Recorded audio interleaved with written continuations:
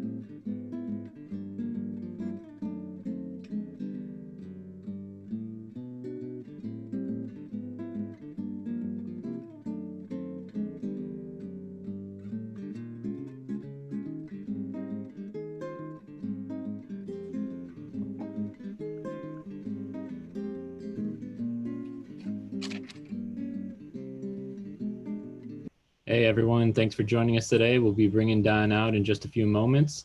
A reminder that this is a free show. Do not feel obligated to tip, but for all those that want to support Don and all he is doing to help the performance community in these crazy times, that info is on the screen and posted in the chat as well. Thank you for your patience. We'll get started in just a couple minutes.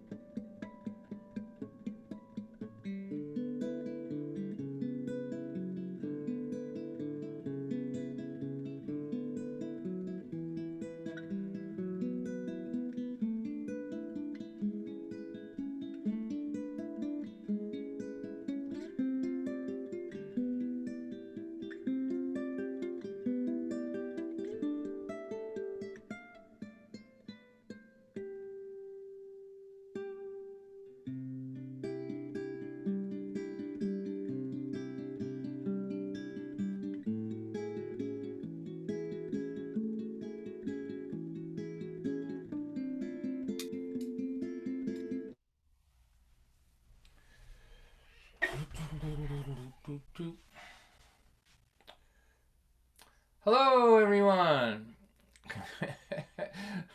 Hi, assuming that you can hear me, we got you all muted for the moment, but I'm going to talk to you about that. Thank you for coming. We are doing these shows every Thursday, and we're generally partnering with some organization that we're trying to help out.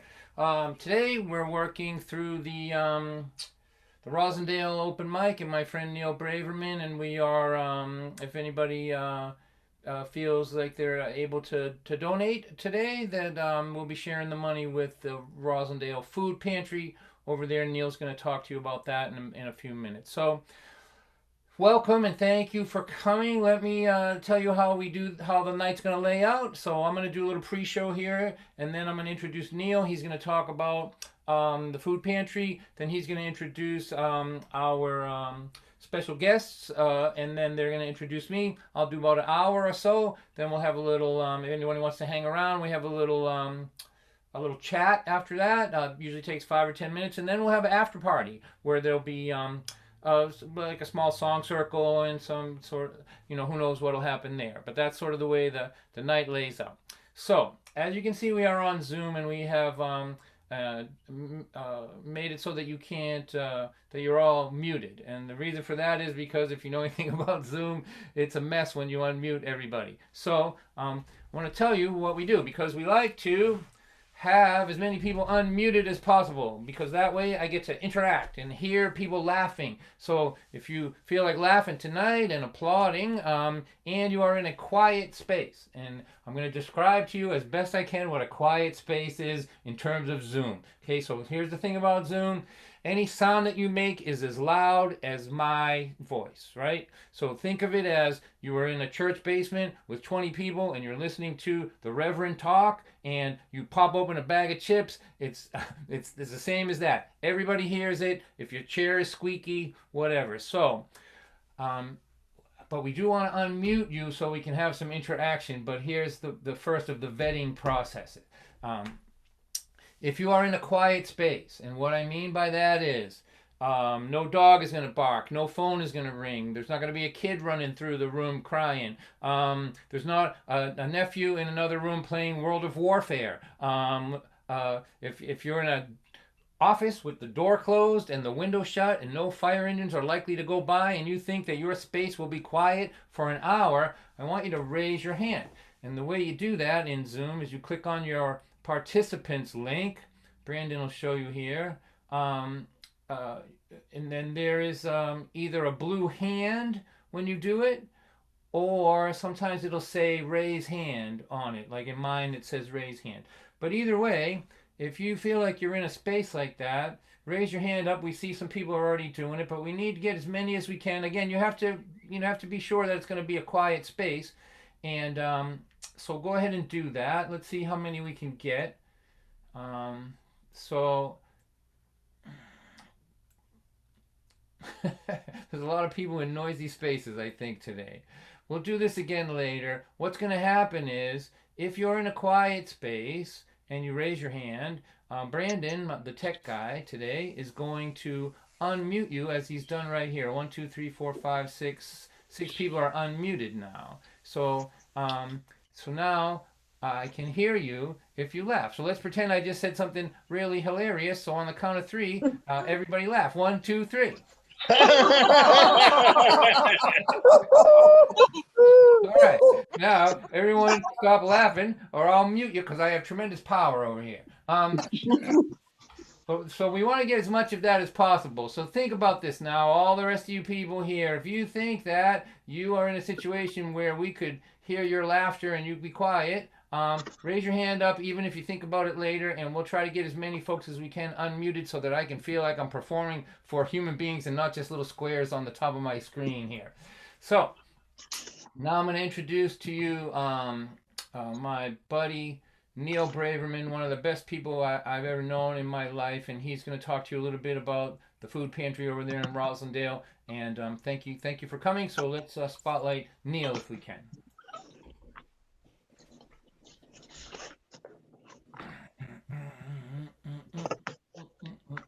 Hello, Neil. You might have to hit the unmute button.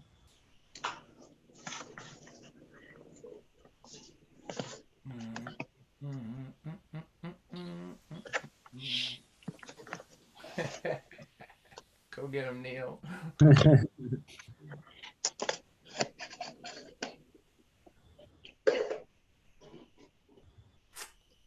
All right, I'm trying. Neil, you might have to push a button in the screen that pops up that says, yes, allow the host to unmute me.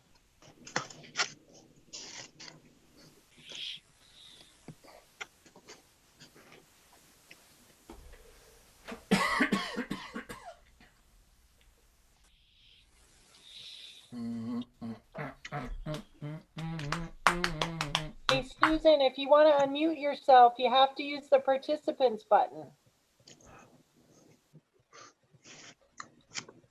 And raise your hand that way.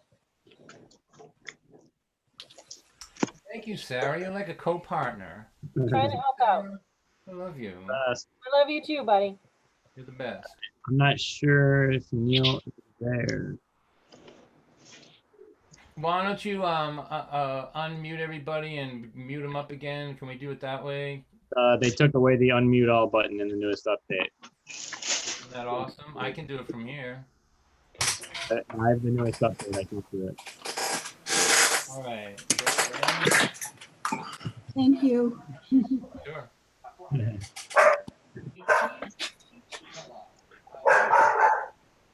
Oh, there we go. That's what we're talking about. Yeah. They're ready for Rascal. All right, Neil, you should be able to talk now. He's unmuted. I don't think he's at his computer. Mute them all up again. If you're noisy, mute yourself up. We're just going to go move forward with this. All right. We'll get back to Neil in a little while. I want to introduce my friends to you, Annie Caps and Annie and Rod Caps. They're going to open the show tonight with a little song. These are good friends of mine from the state of Michigan. I assume that they're ready and unmuted. Where are they? Brandon, can you help me out? Look at them. So play a little bit so we make sure we can hear you. Nope. Nope. So there you go. All right. So please welcome from the state of Michigan, Annie and Rod Caps to opening the show tonight. All right.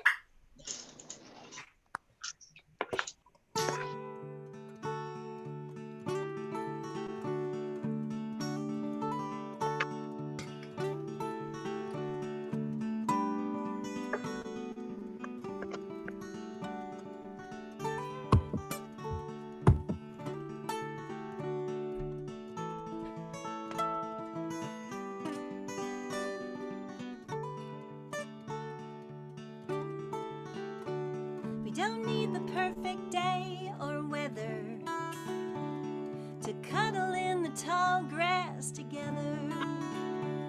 Gaze up at the sky, forget the whys and the shoulds. Well, I think that would do some good. Before the sweet gives way to sour, let's gather up some wildflowers. Breathe in deep, let go the gloom and the doom. I think that would do some good. It would do me good to slow way down. It would do you good to paint the town. It would do us both some good to stop and listen closer to the sound of two hearts beating in perfect rhythm. Well, that sounds like cause for optimism. Let's ditch the tent and sleep out in the woods. I think that would do some good.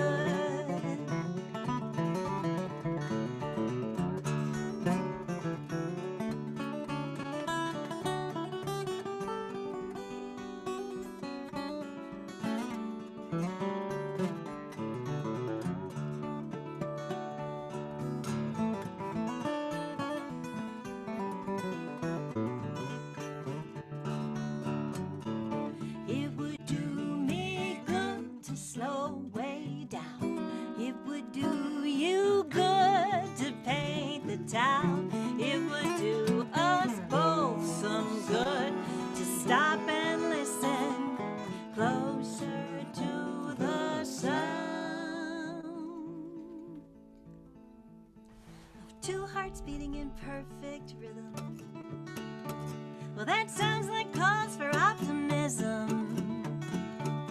Let's ditch the tent and sleep out in the woods. Well, I think that would do some good. Yeah, I think that would do some good. Well, I think that would do Mine's live. some good. Yours should be live.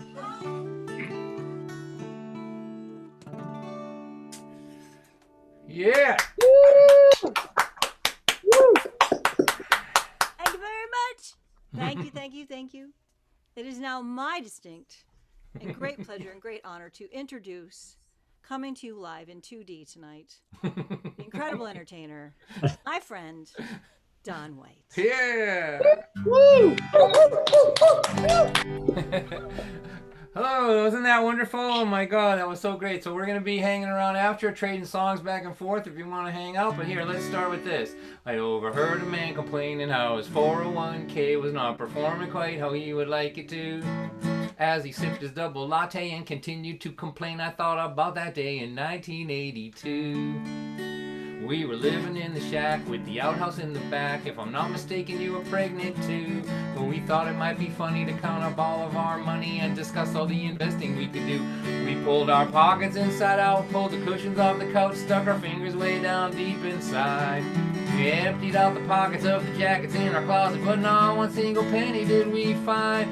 So after the realization our financial situation was not conducive to investment at this time, we decided to invest in what we've always done best. Danced around the kitchen for a while, we do the victory dance. When life is such a mess, we don't know what else to do. We do the victory dance when being penniless became literal to me and you.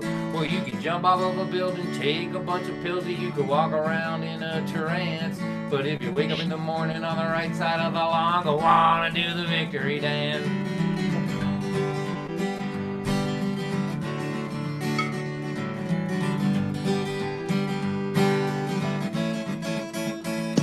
I got fired from a job I have been working at for 20 years faithfully. Oh dear, oh God, oh my, how will I ever survive without a corporation taking care of me? I was so stressed out for weeks I couldn't eat, I couldn't sleep. I didn't think that things would ever turn my way. And then a couple months went by, I began to realize, man, I really hated working at that place. So I started working for myself, improved my mental health. Now I'm happier than I've ever been before. Oh dear, oh my, oh God, I should have quit that stupid job 19 years ago. I do the victory dance, but my life forces me to go out on my own. And then I just declare victory, and I march my army home. There are things you can't control, things you'll never know. Things are always left to chance. If you're a clerk or you're a farmer, work from home in your pajamas. Oh man, there's a lot of people doing that right now. Go on and do the victory dance. When your life forces you to go out on your own, just declare victory and then march your army home. There are things you can't control, things you'll never know. Some things are always left to chance. But if you wake up in the morning on the right side of the lawn, if you're a clerk or farmer, work from home in your pajamas. If your health is getting worse but you can still flirt with the nurse. If you lose your money but you still got your honey. If you lose your honey, but you still got some money. If the world has gone to hell and you cannot find Purell. If you're stuck in a tiny house with your children and your spouse. If they canceled all your shows and you got nowhere to go, now you're sitting in your room playing concerts on Zoom. What? You wonder what it means to tell stories and sing songs to a computer screen. Across the top are little squares, and and all your friends are trapped in there. And you say to your friends trapped in the little square, "So you guys all okay in there? Give me a sign." You know, trapped in a square on a computer screen, it just seems like a metaphor for quarantine. If you lose your money, 'cause you used to got your honey. If you lose your honey, you still got some money. If you find it hard to cope 'cause your kids are all on dope, don't surrender yet. Try not to forget in this game of life we're in. In this game of life we're in. In this game of life that we are in. If you don't die, you win. All right, Don. Yay!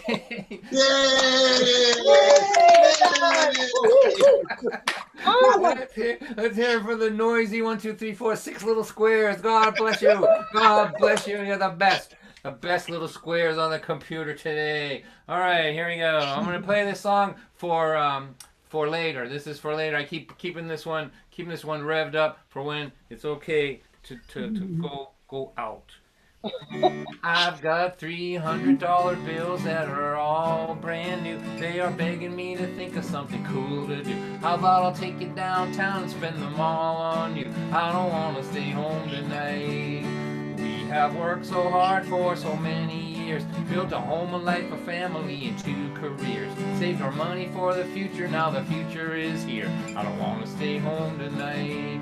I can't stay home again tonight. I can't stay home again tonight. I can't stay home, can't stay home. I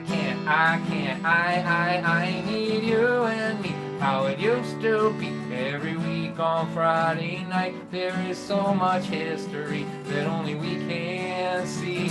Can't stay home again tonight. Me and Michael, Johnny, Richard, Ruthie, and Joan all had bouts with cancer last year. You know, if cancer was a man, I would punch him in the throat. I don't want to stay home tonight. Time isn't sentimental, it doesn't seem to care about your plans or your hopes and dreams. It just keeps track of your minutes and it wipes the slate clean. I don't want to stay home tonight. I can't stay home again tonight. I can't stay home again tonight. I can't stay home, can't stay home. I need you and me. How it used to be every week on Friday night. There is so much history that only we can see. Can't stay home again tonight. Well, I know we can't party like we did before. Can't stay out till 4 in the morning no more. But the house is paid off and the kids are all grown. What the hell have we been working for? Let's take a nap, take our inhalers, take a multivitamin, then go out to hear some music with all of our friends who didn't die from the way we used to party back then. I don't want to stay home tonight.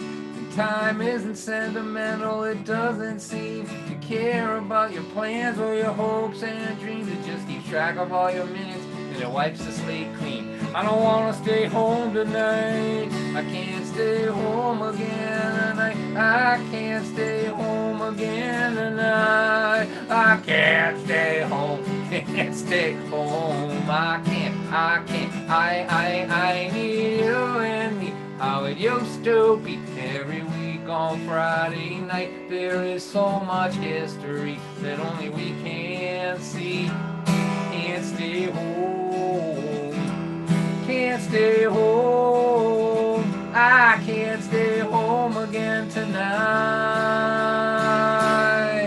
But I'm doing it. But I'm doing it. All right, Don. All right. So Neil, are you there, buddy? Is Neil? Can we get Neil going now, Brandon? Do you Yeah, think? I'll try again. Neil, if you're there, buddy, let's see if we can talk just a bit about the food pantry. Uh, I don't think he's in the meeting anymore. Well, He must be having some kind of technical all issue. right. Well, we'll do what we can for him. So all right. So let me tell you a story here. It's pretty close to Father's Day, so I've been laying off of these children's stories when I've been doing these things here, but I think I'll tell this one. This room that I'm in here with the psychedelic stuff that my wife hung up there, which I think used to belong to the Grateful Dead maybe at one time, or so she would have us believe.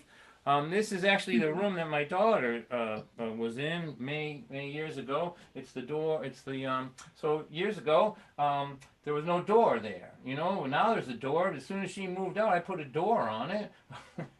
but when she was here, there was no door there. And she didn't have any privacy here. So I bought her what I call an accordion door. And if you don't know what that is, oh, this is your lucky day, boys and girls. An accordion door has an aluminum runner at the top and little squeaky wheels that run across the aluminum runner. And it kind of folds up like an accordion like this. And over here in the middle on the side, it has a combination door handle magnet thing. And then I suppose if your dad is more mechanically inclined than my daughter's dad is, it could have an aluminum runner on the bottom too. But hers just kind of flapped down there. I told her I designed it that way so the cat could come in and out. I was lying about that. I just couldn't figure out how to do it.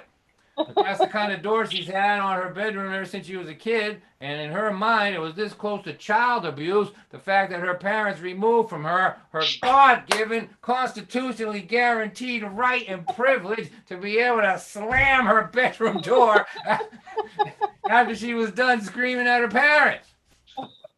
Now I can see, I'm going to scroll through the little squares here and take a look at you. I can see that you're not all with me on this.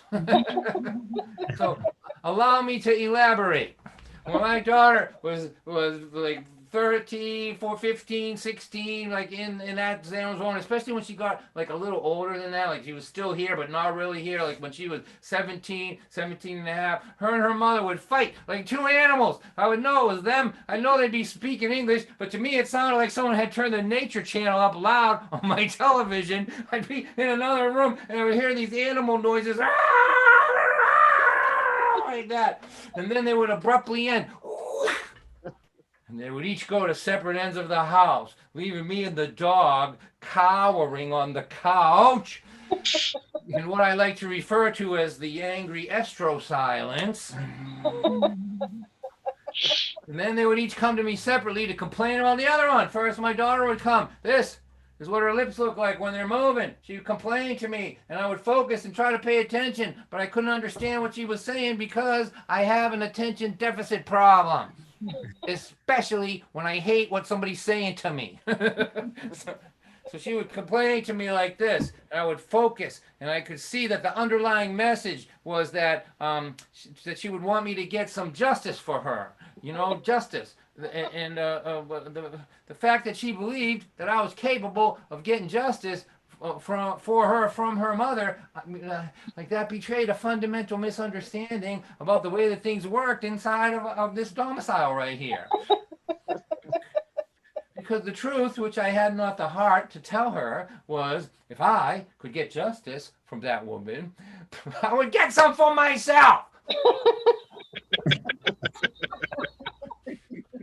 I didn't have the heart to tell her that. And I would just study. And she would complain and complain, and I couldn't hear what she was saying because I have an attention deficit problem. And but I knew that I was the problem. And underneath the surface of what she was saying, what I think she was saying, was this fact that if only 18 years earlier, when I was courting this woman, I could have projected 18 years into the future and seen that every one of her waking moments would be spent denying liberty to her children. If only I could have seen that from before, from my daughter's perspective, then then I would have chosen more carefully from the way she saw. Anyway, I would look at her and focus and try to pay attention. I couldn't understand what she was saying, and I would just just take my cue from the dog and just kind of agree, because the dog always can just looks at me with sort of an empathetic look, even though he can't understand what I'm saying. And I would just say, yes, I'm sorry that you have problems. I'm sure that I am the source of your problem here, but I hope it works out for you. That's all I can say to her. I hope it works out. Good luck. Good luck. Good luck with her. I can't get nowhere with her. I don't expect you to be able to do it either. So that's the way it was. And then she would leave, and my wife would come, and she would complain. It would sound like when the parents talked on the Charlie Brown cartoons. I see some of the squares. Let's see. Let's count all the squares that are old enough to remember the Charlie Brown cartoons. Lots of them there. So that's the way it would sound. It'd be like blah blah blah blah blah. Your daughter. Blah blah blah blah. Now, I am a chatty folk singer, even when I'm just talking to a screen, feeling a little mentally disturbed, actually, frankly, while I do this here. But even during this moment here, when I'm talking to a screen, I am chatty, and I'm going to talk a lot tonight. And my stories that I tell, they start with little seedlings of truth, little kernels, little tiny kernels of truth, which I water with and blossom into gigantic rainforests of exaggeration. And so that's normally the process. Little seedling of truth, lots of fabrication, gigantic rainforests of fabrication with one little seedling of truth in it. But this next thing I'm going to say to you is true down to its molecules. And all my dads out there, and I can see you, Father's Day's coming, I can see you, Tommy, I see you all of you, all your dads. You're going to want to laugh really hard at this. But I'm going to recommend to you that you do not. Normally I would say it could be a long ride home for you, but you're already home, Tommy. You're already home. All you people are home. So it's going to be a long walk up the stairs for you is what I'm saying. So be careful. Don't laugh too hard at this next thing. This next absolute truth. If I have my daughter on one side and my wife on the other side, and they're both complaining to me at the same time, which happens more often than you would think, and I close my eyes, I swear to God, I can't tell which one is talking! It has occurred to me that the problem these people have with each other has something to do with the fact that they're identical, but that's just a theory. So, this is the way it would sound. My daughter would be nose to nose with my wife like this, and they would be screaming at each other. My daughter, 17, not going to be pushed around by the likes of my wife or me. And she's letting everybody have it, letting everybody know about her impending independence. And she'd be saying, I'm 17 years old, and you can't tell me what to do. I'll come home at 12 o'clock or 1 o'clock and do whatever I want. And pretty soon, I'll be 18. I'll be able to do whatever I want. And then she would go upstairs, and stand next to her little accordion door. And she would scream at us from up here, and her voice would come bellowing down the hallway and wash over her mother and I like an angry teenage tsunami. And this is the sound we would hear downstairs in this very domicile in the living room. We would hear it come bellowing down, and it would sound like this. When I turn 18, I am moving out of this house! Weaky, weaky, weaky, weaky, weaky. Click! Ta-da! That's the end of my story. Now let me sing this song for you here. This is a song that I sang at her wedding. How about that? She got married in Costa Rica, my daughter did. And I wasn't planning on doing this, but some of you have come to several shows, so I want to throw some new things in for you. And so this was...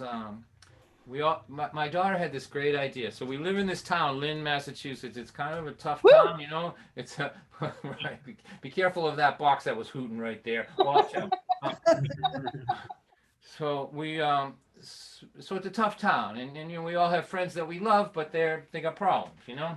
And we have been the problem friend, so we know what it's like to be on both sides of this thing. Oh, yeah. Yes, we do. Don't we, Sarah? Yes, we do. All right. So my daughter had this brilliant idea. She said, what can I do to eliminate all my friends that I don't want to come to my wedding, but I don't want to make mad at me. She said, I'll have my wedding someplace where they have to have a passport to get to it. It was like a stroke of genius. You know, like most of them were on like work release programs and stuff. They couldn't get out of the country legally anyway. So we all went to Costa Rica and had the most amazing time. And I played this song at her wedding. And you know, I think I'm kind of an emotional old man, even though I'm not sure if you know that about me or if you can see it from all this laughing that I'm doing. But my heart is big, and this was hard to get through this thing. I was just looking at her and thinking about her, and thinking about how awesome she was. Like I'm getting kind of emotional talking about it now. Better just sing this song here, if I can. If I can remember it.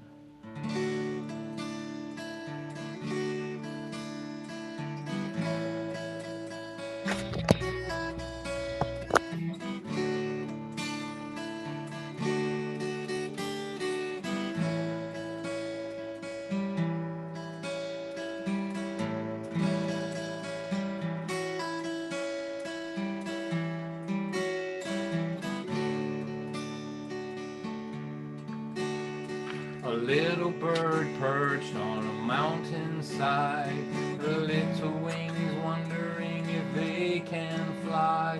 A pretty little song singing questions to the breeze. Can these little wings really bring me to my dreams? The wind is there to dance upon, the rain keeps the rhythm in the dreamer's song.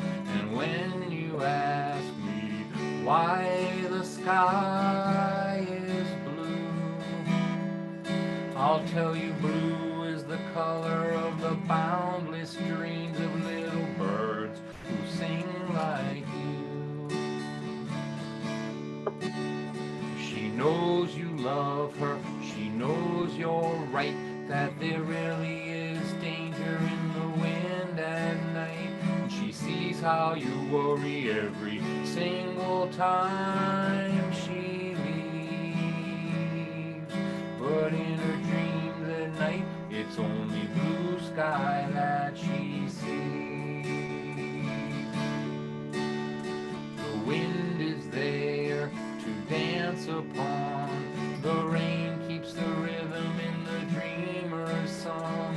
When you ask me why the sky is blue, blue is the color of the boundless dream of little birds who sing like you. Now you stand behind her on the mountainside. When she looks back, you see the whole world in her eyes. When the wind lifts her skyward, her song is on the breeze. Singing, can these little wings really bring me to my dreams? The wind is there to dance upon, the rain keeps the rhythm in the dreamer's song. And when you ask me why the sky is blue,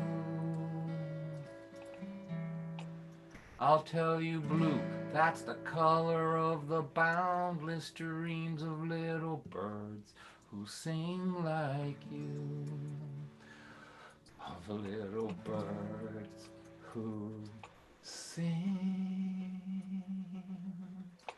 like you. All right. Woo!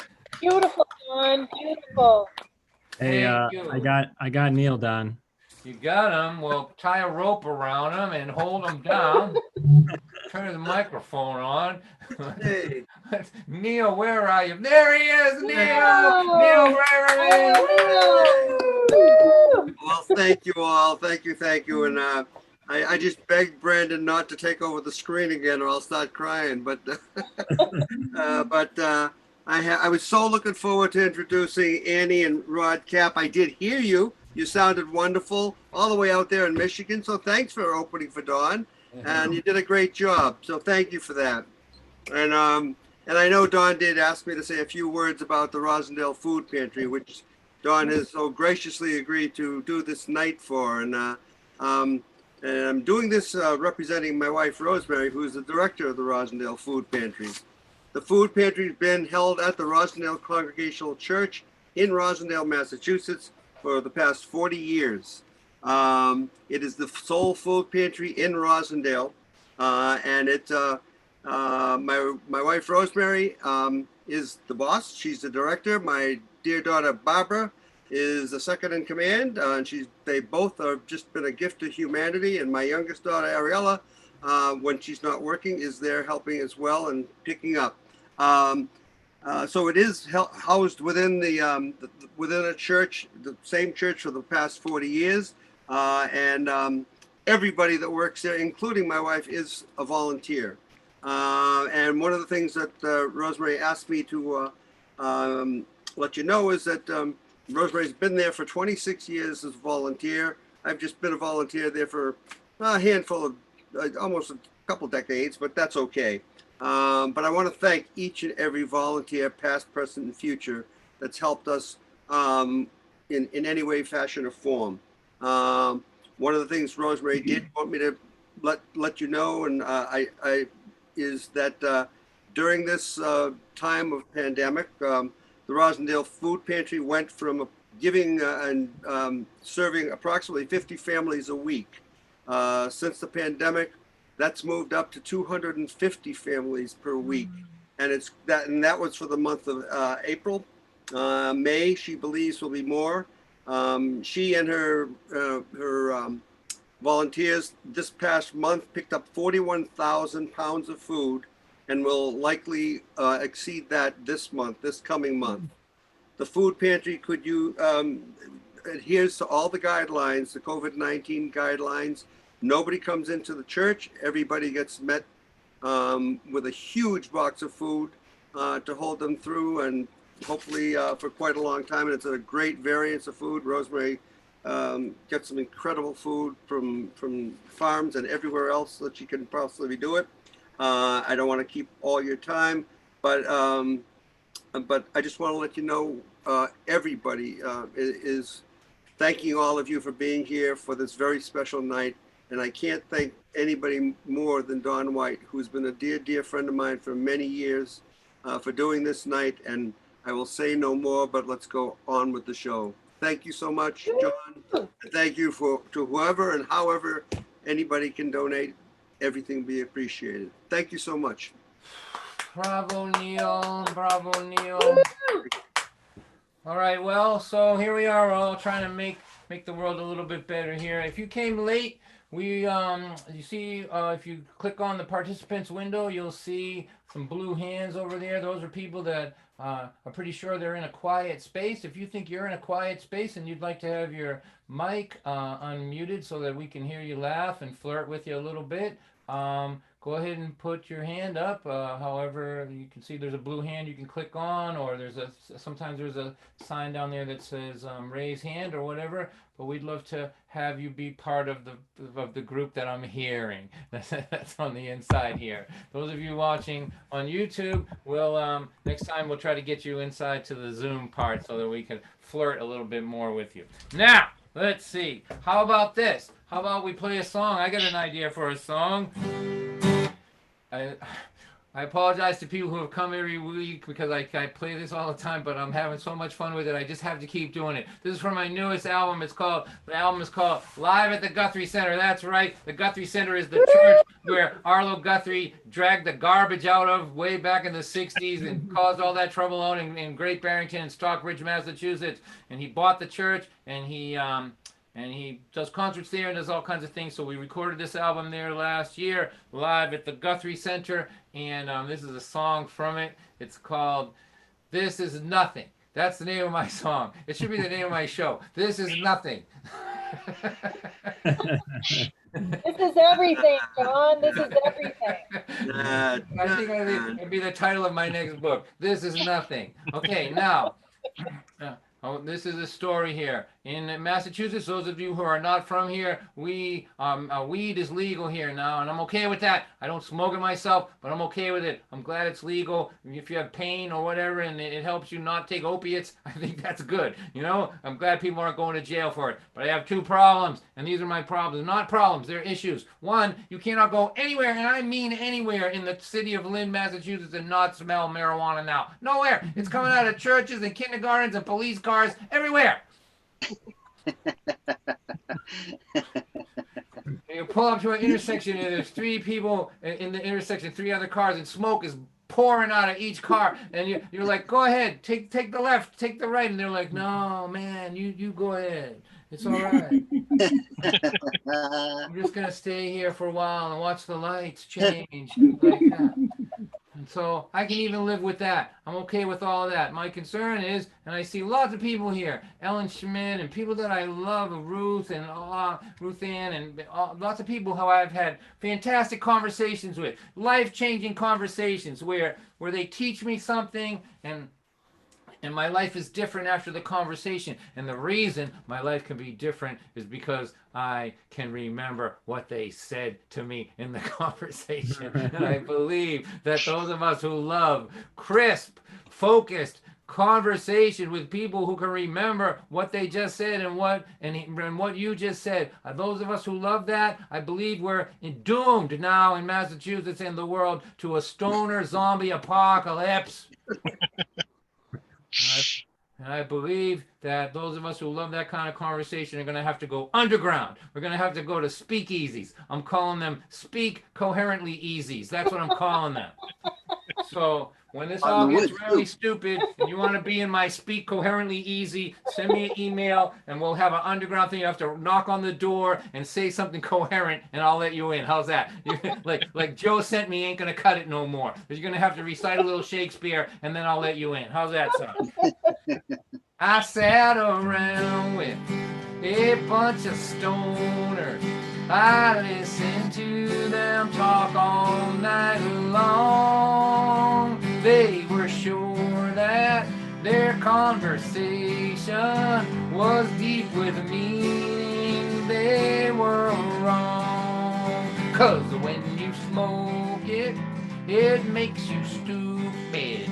I thought you knew it, but I was wrong. We're not having a conversation. This is nothing at all. My friend Harry lit up a fatty to celebrate my brand new job. I watched his brain float out of my window. He left me talking to an empty block. 'Cause when you smoke it, it makes you stupid. I thought you knew it, but I was wrong. We're not having a conversation. We're doing nothing at all.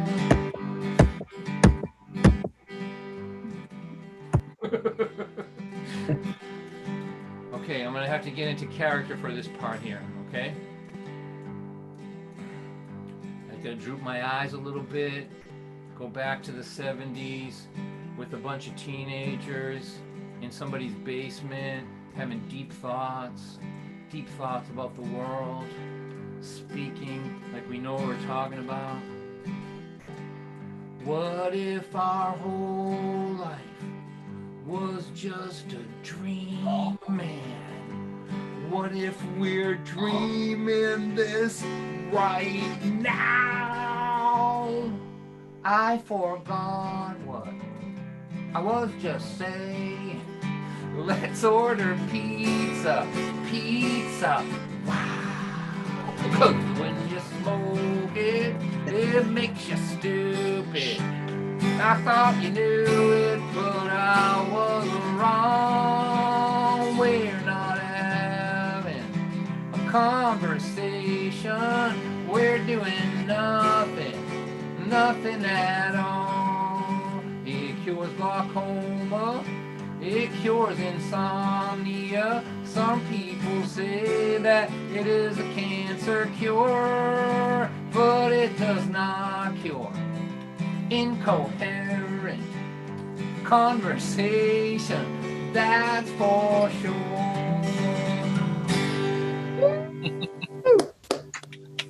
Woo!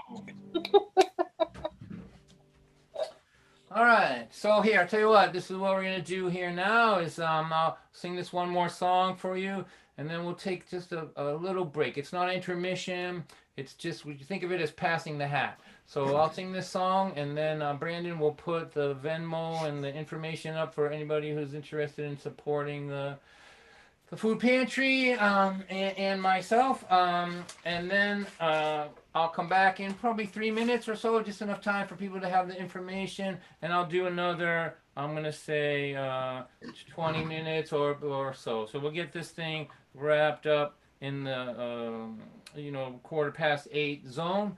At that point, if anybody wants to hang around, we'll do a little question and answers for those people who are in the Zoom part of this thing, and then we're gonna have a little song circle and an after party. And you never know who's gonna show up at the song circle these Been days. fun.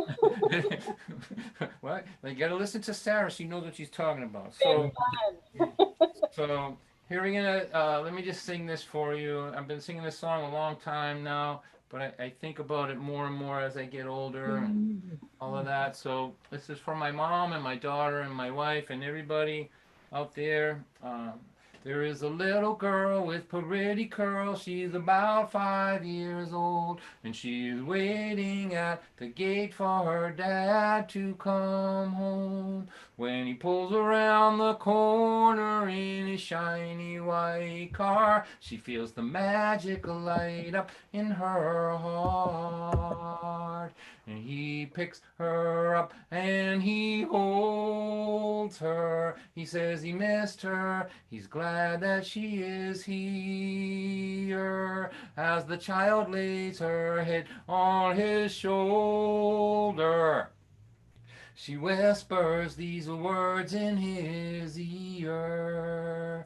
Daddy, I know exactly what love is.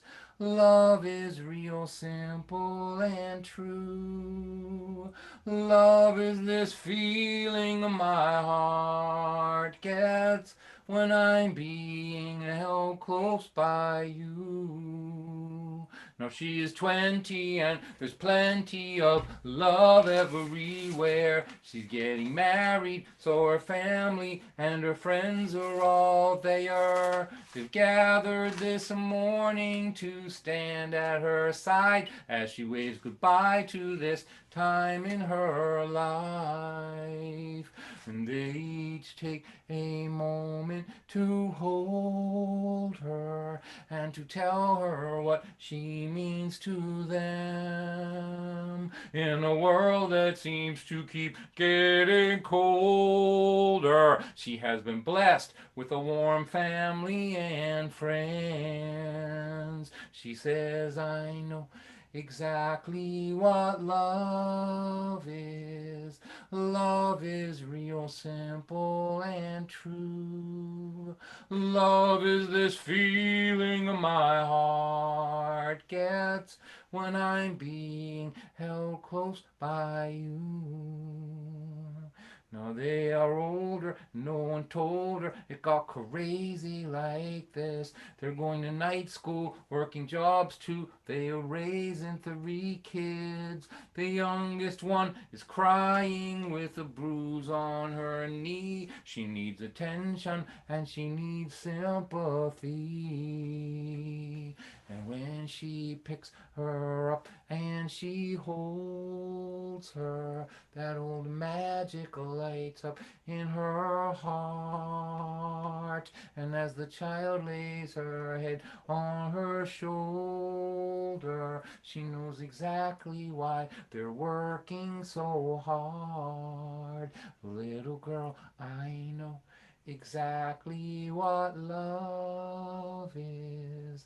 Love is real simple and true. Love is this feeling my heart gets when I'm being held close by you. Now they are 60 and their history spans 40 odd years. They have buried their parents. Now their grandkids are here. There's something about the way they look in each other's eyes that speaks softly about the meaning of life.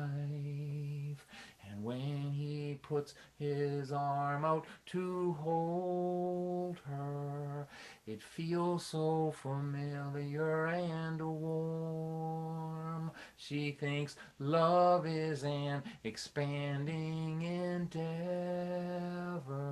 till your last breath from the moment you're born.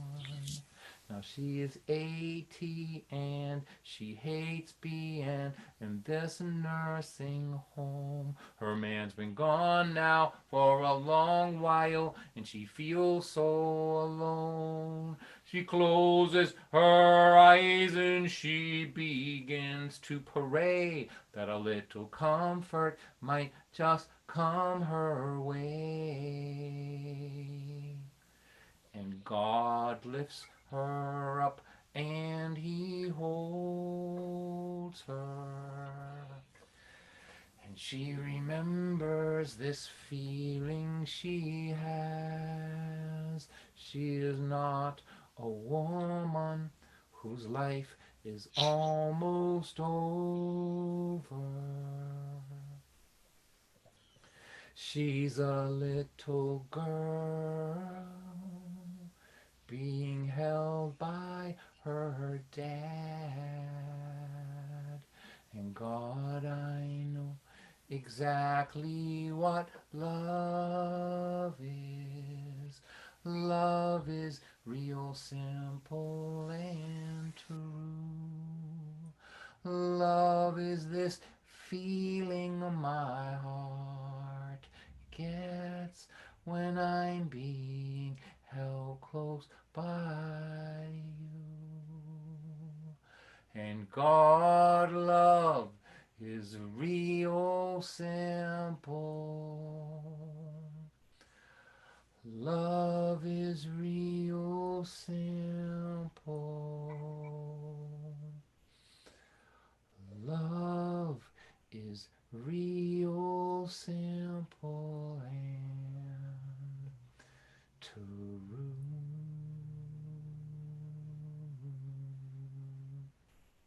Woo! There you go. Beautiful, Don. Beautiful. Thank you. Thank you. You're welcome. All right, let's take a little break.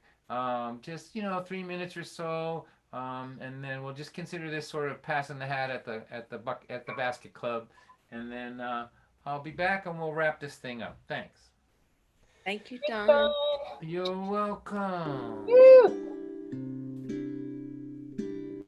No, I'm sending you a check. Hi, Maureen.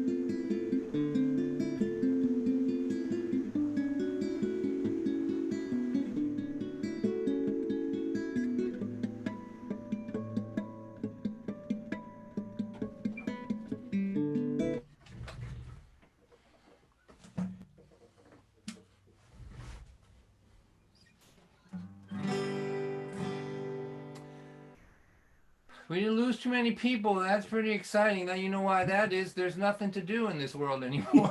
That's why. You're not running out to do anything, are you? Our kids are grown. They're both in their 20s. They live at home. They are never gonna leave. This is my Father's Day stuff. And why should they go? They've got it good here, you know. Their food, their phone, their rent is free. They would have to be out of their minds to leave. But I was thinking, what if things were different? You know, living here at home with you and me. What if we decided we could act like they both did when they were in their teens? So wake up, mama, climb out of this window. I have got the key. Let's steal our daughter's car. And we will both get really drunk. And we'll put a big dent in her trunk. And we'll drive real fast down the thoroughfare. If we get a speeding ticket, hey, we won't care. We'll be the ones up all night acting wild. They'll be the ones up all night worrying. Wiggle, mama, climb out of this window. Come on out of B16 with me. Picture our kids calling all of our friends up and then asking them if they know where we are. Of course, all our friends will lie and say they ain't seen us all night.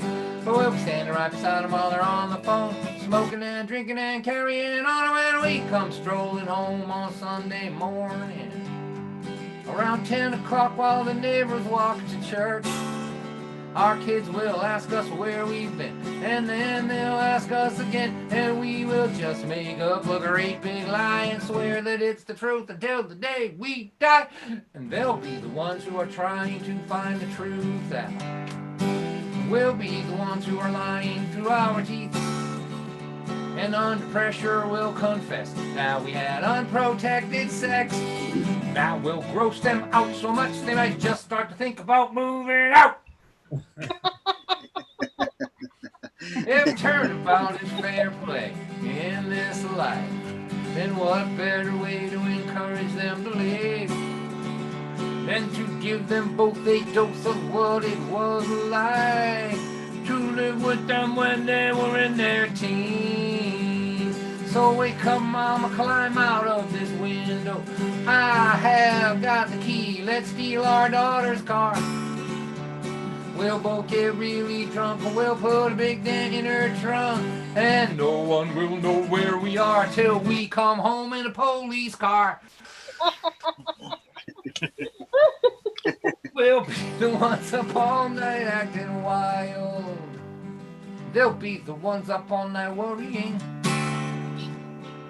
Wake up, mama, climb out of this window. Oh man, be careful. You're not as young as you used to be. That's 40 feet down there. I should have brought a ladder, probably. You know what? The kids are both drunk and passed out. Let's just go out the front door. Come on out and B16 with me.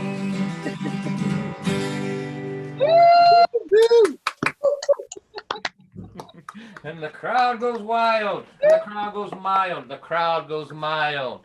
All right. Who you call mild? I'm going to talk to you a little bit. I see my friend Ed Stivender is here, and I just want to shout out to you, Ed. Thank you for coming. I'm a big fan of this man. He's a storyteller. I'm way up in the storytelling world, and I've studied him every time I've been around him, and I learned a great deal from him. I'm going to do something that is a capital crime at a storytelling festival. One of the things that they will actually kill you for, I think. And that is, I'm going to read a story out of a book. Yeah, I will never tell. It is a truly a felonious act, but I like the way it feels and looks. So if I'm not at a festival or something, I like to do it. So this is something I don't think ever read before. Just looking at it today, I want to read it.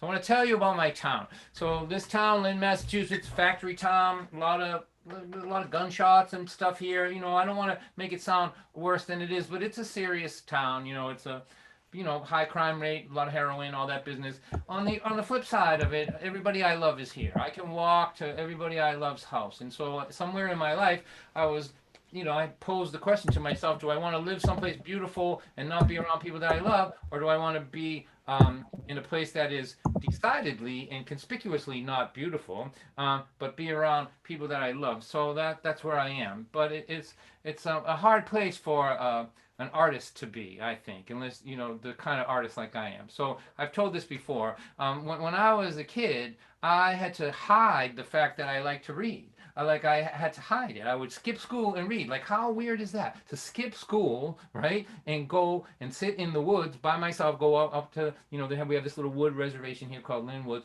and I would sit up there and read Sid Arthur and like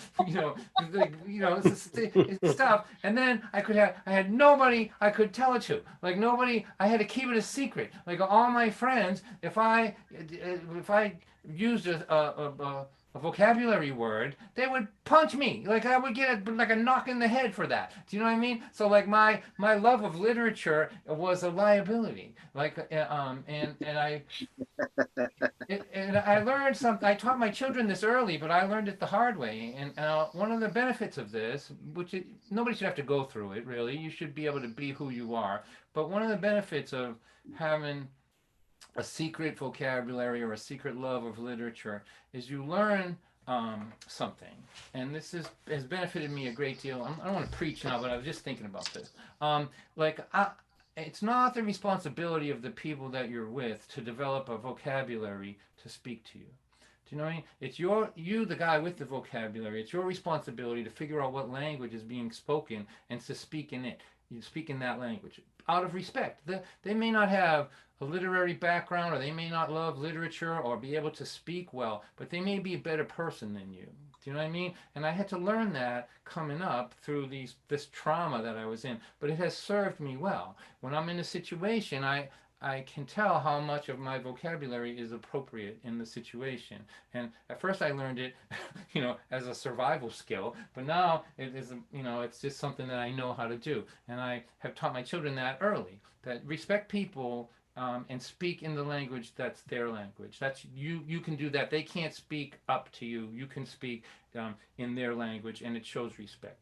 So having come up in a place like this, but back when I was not behaving well as a young adult, I hung around this bar called Frank's. And Frank's was, I think, the wildest bar that ever was. I mean, I don't want to go into it too much here, but Hell's Angels ran it, and you could just do anything you wanted in there. The only thing you couldn't do was behave responsibly. That was the only thing that couldn't be. That was the only thing that was unacceptable there, was responsible behavior. And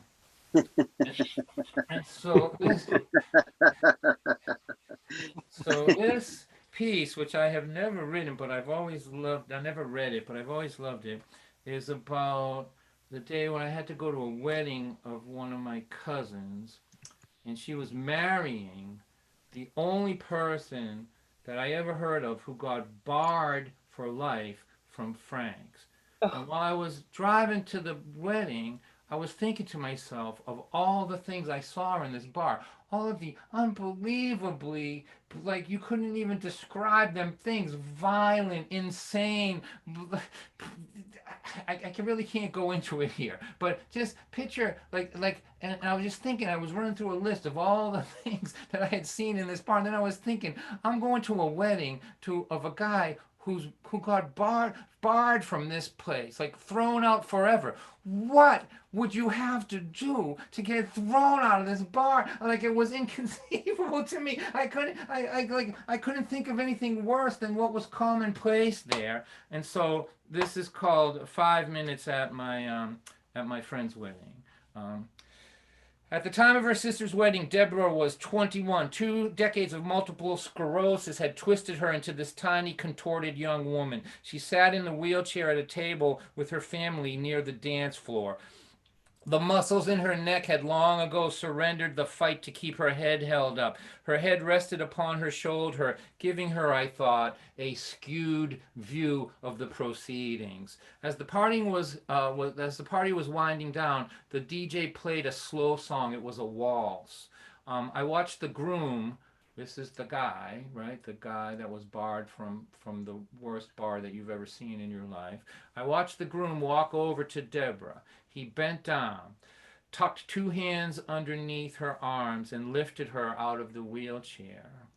Her legs stayed curled up beneath her as he carried her onto the dance floor. Her chin rested upon his shoulder. The floor cleared. Everyone stopped and watched. When the groom's back was to our table, we could see Deborah's face set upright atop his shoulder and looking wide-eyed around the room. Her body was hidden from our view. It would have been easy to picture her face attached to a young, healthy girl moving perfectly in step with him, except that her face could not conceal her lifetime in a wheelchair.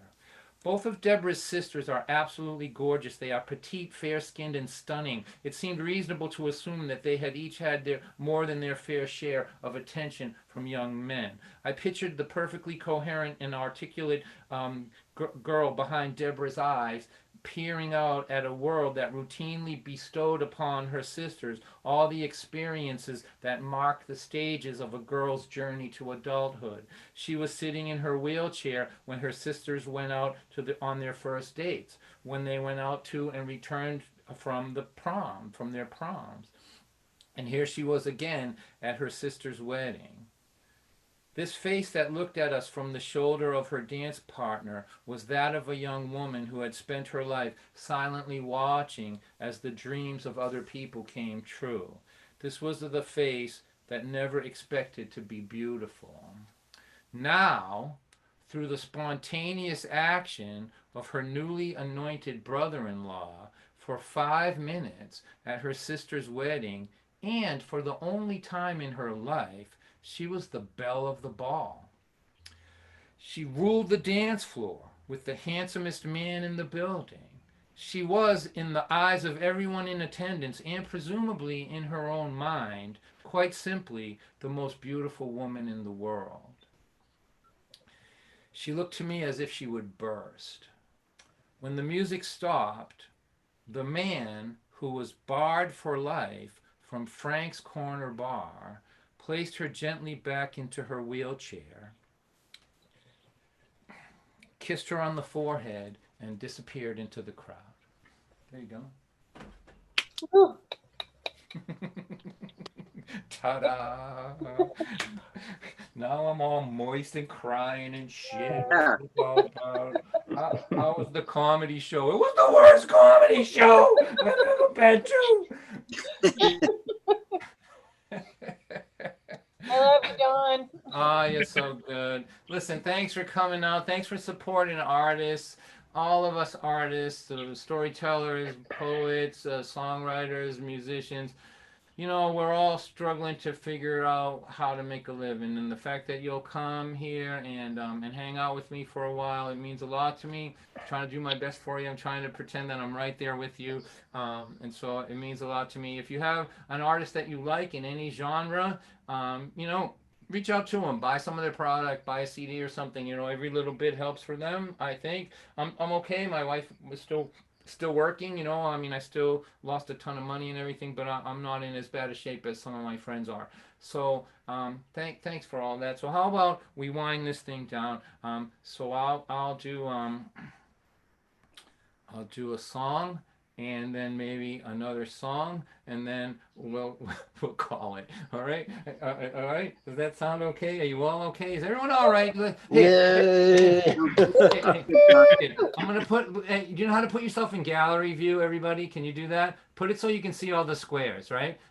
Hi, Owen. How you doing, buddy?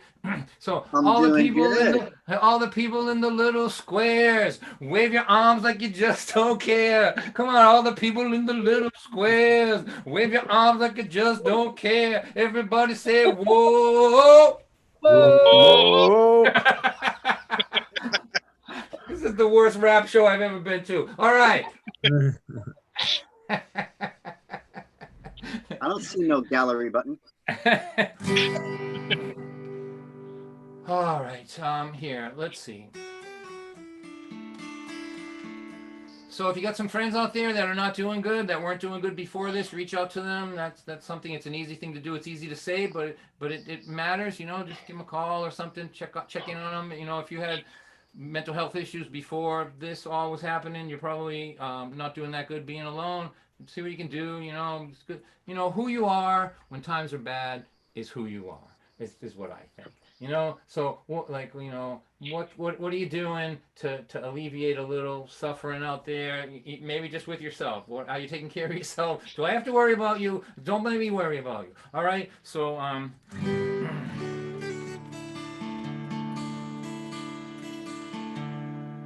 gonna play this song. I can't remember the last time I played this, but this is a song about being a man and coming to terms with being a man and realizing that whatever. Just you know, this for people who come to see me a lot and don't and are wondering like you know. Am I gonna play the same stuff all the time? I'm gonna play this. I really like this one a lot. I used to play it with my son.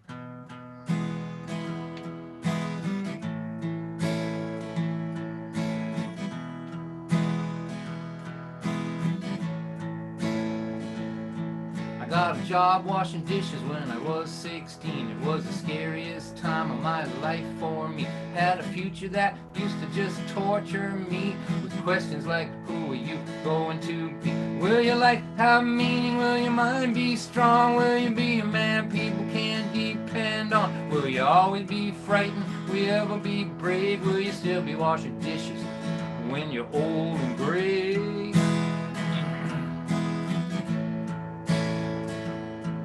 Big Trouble used to love to sneak up on me. He'd say boo and I'd jump 5 feet. He would threaten big weather, big wind, big rain. And that's all it would take to blow me away.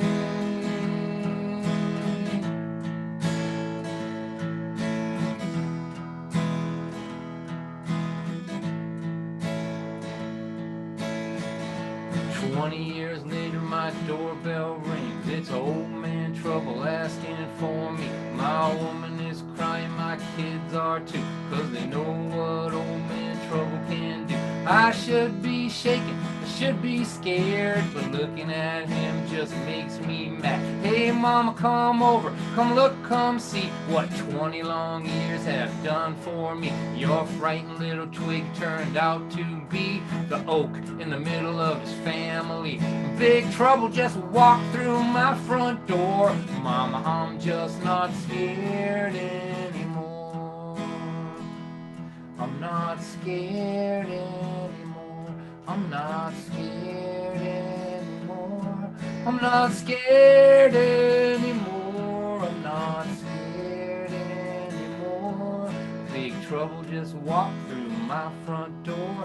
Mama, I'm just not scared anymore.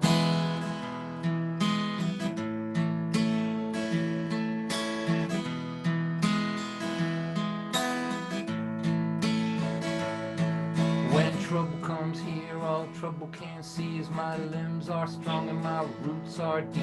I'm planted in the middle of this family, and I keep my weeping willows close to me. I say wrap your branches around me now, just trust me, hold on strong. 'Cause when the big storm comes with the wind and the rain, this oak will not be blown away anymore. I'm not scared anymore. I'm not scared anymore. I'm not scared anymore. When the big storm comes and the bad winds blow, Mama, I'm just not scared anymore.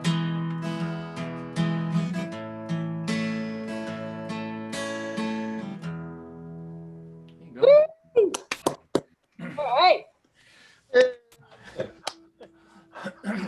All right, well, thank you for coming tonight. So I'll do this one more tune for you, and then I will we'll throw the Venmo stuff up so you can support the pantry and the Dawn White We Must Eat Ramen Noodles Once a Month fund. And let's see, and then we will have just a short time where we can chat a little bit, you know, and then we'll have an after party and a after party song circle. We'll bring Rod and Annie back and see who else, what other secret squirrels we have lurking around here under aliases, in the thing that we can drag out and play, and just simulate community, right? That's what we're doing. Like, there's really no money in this that I can see, not, just a little bit, a little bit of money here, but this is about community and us staying together. And I see so many people that I care about in the little squares here today. I'm glad you're here. I want you to know if I could reach out and put my hands on you, I would. I'm Greek. We like to touch people. I would pinch you on the cheek, every single one of you, and I can't wait till I can do it again. So this song is called "It's a Great Day to Not Be Dead." It's a pretty hard argument, just pretty hard sentiment to argue with, no matter what side of the political spectrum you find yourself on. All right. So here's my advice to you: you got your friend that you went to school with, and now you didn't used to know what was going on in his secret world, but now because of Facebook, you can tell that he's not the person you thought he was, and he feels the same way about you. And so next time you see him, go up to him and go, "Hey, you," and he go, "Yeah, what?" And you say to him, "It's a great day to not be dead." And he'll say, "Why? Well, yes." And then you begin your civil dialogue. All right.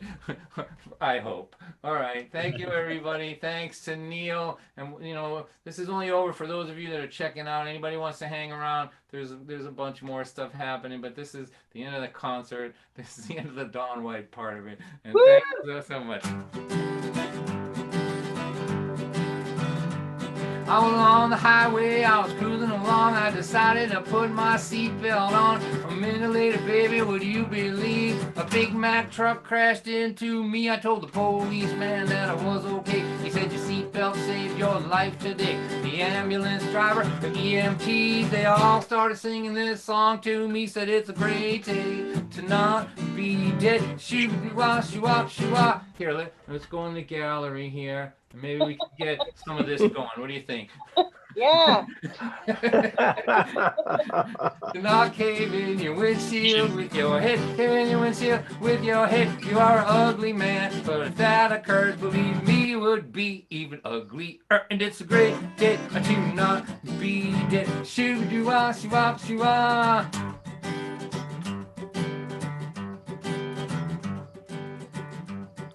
I saw a news story on my TV set about a guy whose wife brought a knife to bed. Little squares, what is the name of that guy?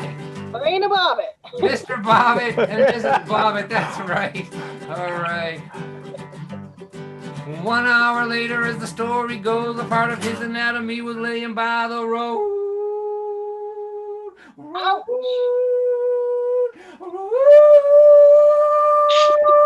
I'm losing my mind in my daughter's bedroom.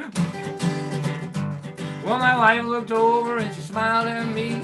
Started singing this song to me. She said, "Hey, it is a great day to not be dead. Shoo-doo-wah, shoo-wah, shoo-wah. To not have your wife bring a knife with her to bed. Shoo-doo-wah, chop, chop, whoa!" Not that funny. It's making me uncomfortable.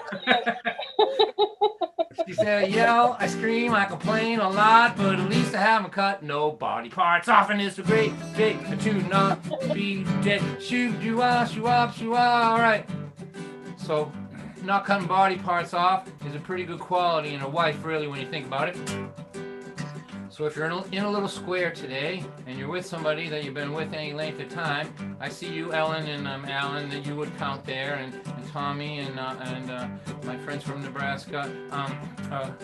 So if you're with somebody that you've been with any length of time and you're still put together anatomically the same way you were when you first met, I don't think it's inappropriate to say thank you. Oh, look, we're having little tender moments in the squares right now.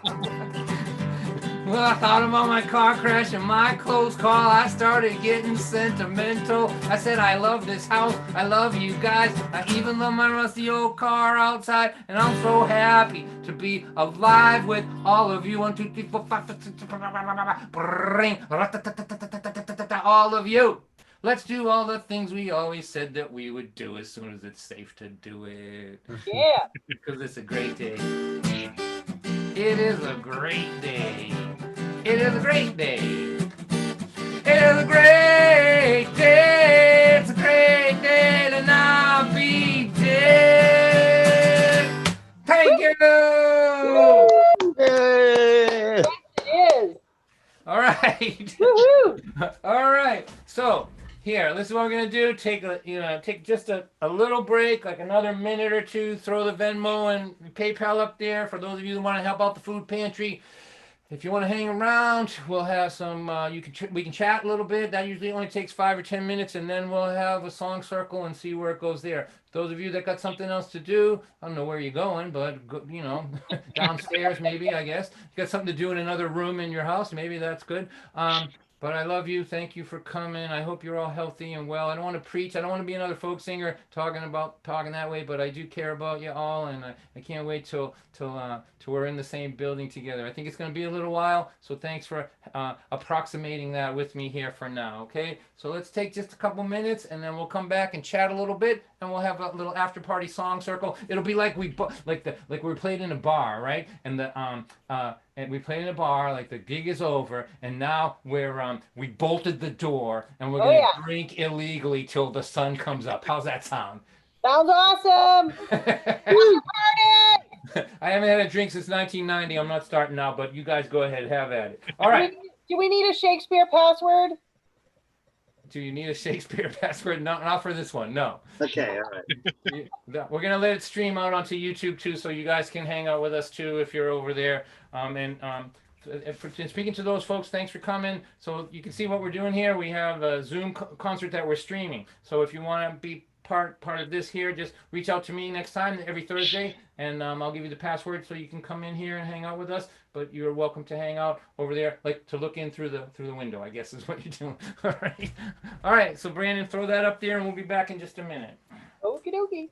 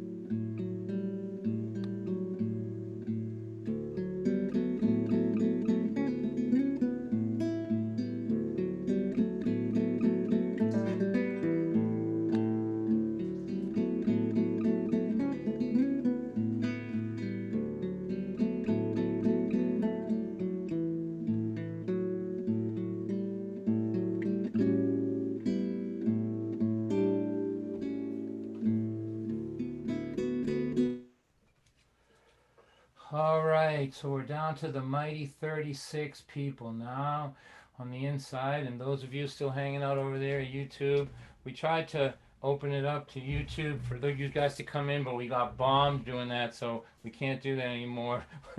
But next week, if you want to come, reach out to me ahead of time, and we'll give you the way to get into this part of it, but you're welcome to hang around.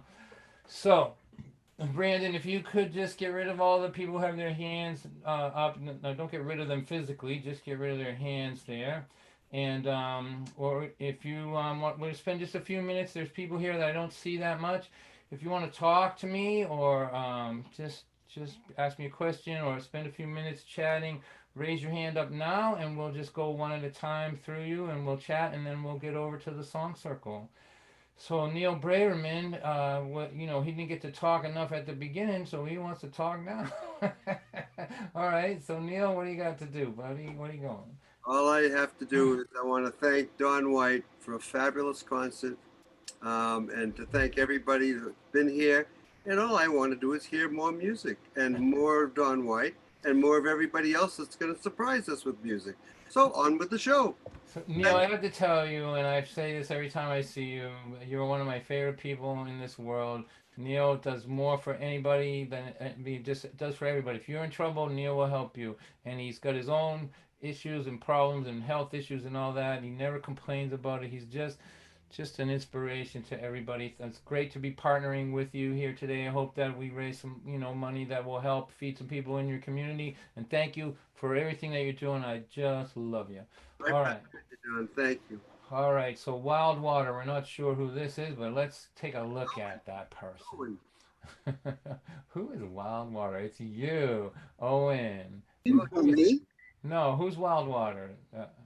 Me? It's you, Owen. Oh, so Yeah. So hey, we're gonna start the circle in just a minute. But do you want to chat a little bit now first, or? Well, yeah, but do I have to only see myself? Well, yeah. Everybody else can see you. Well, I'm so happy to see everybody. And I just wanted everybody to know that the reason I'm called Wild Water is because I'm in Eastport, Maine. And Eastport, Maine has wild waters all the time. Because it's got the same tides that service the Bay of Fundy.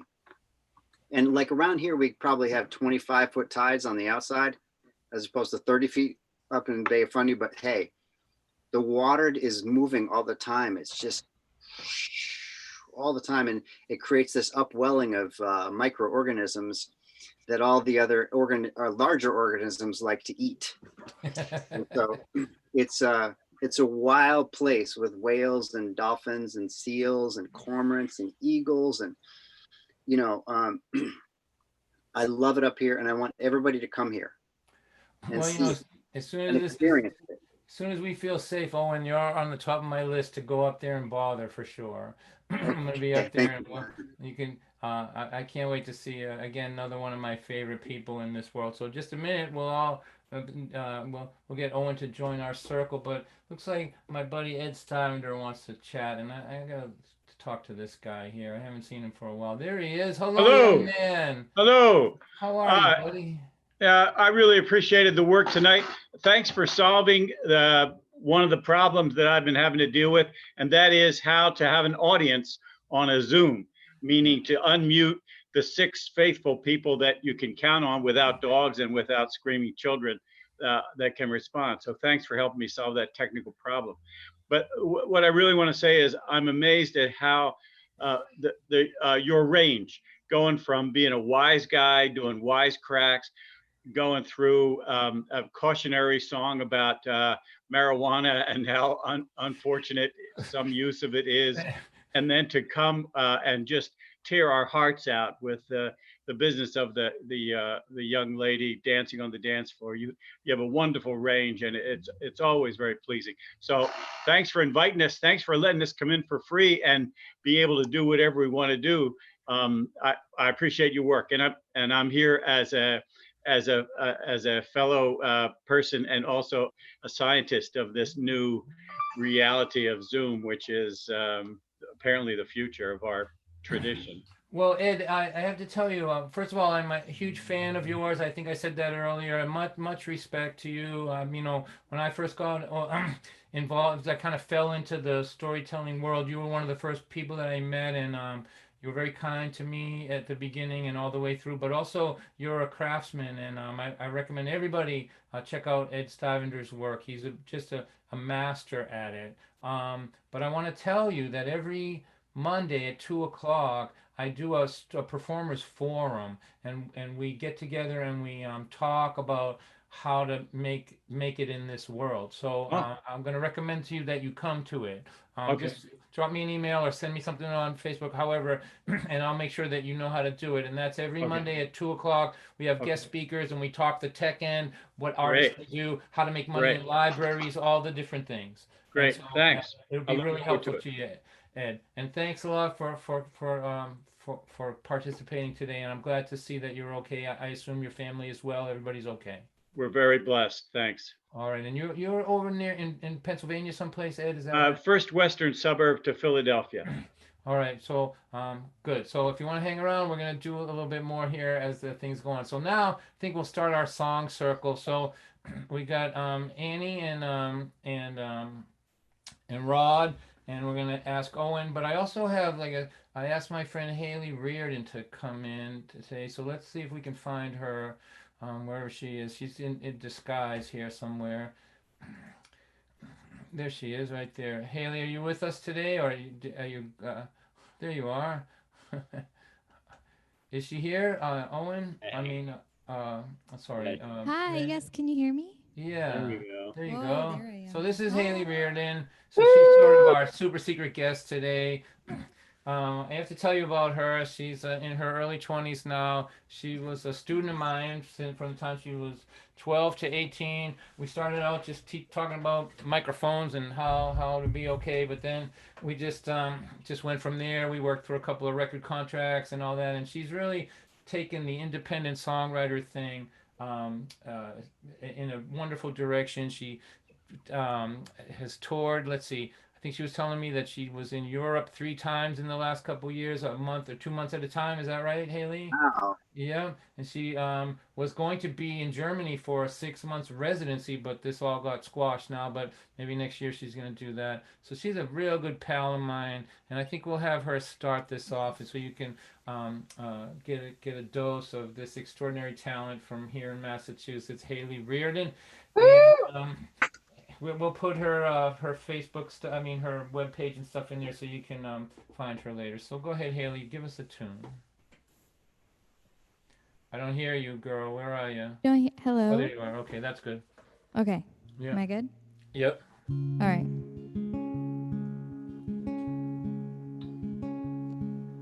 I dreamed that you were blind and I went walking, looking for the light, but then I lost it, trying to bring the right thing home to you. And I see now that nothing is a waste until it runs out. I built myself a castle just to climb down and rifle through the fragments of my youth. And I've got everything I've ever felt lined up in pretty little bottles, one way in and one way out. My love, it's gonna be a while till I know who I am again after you.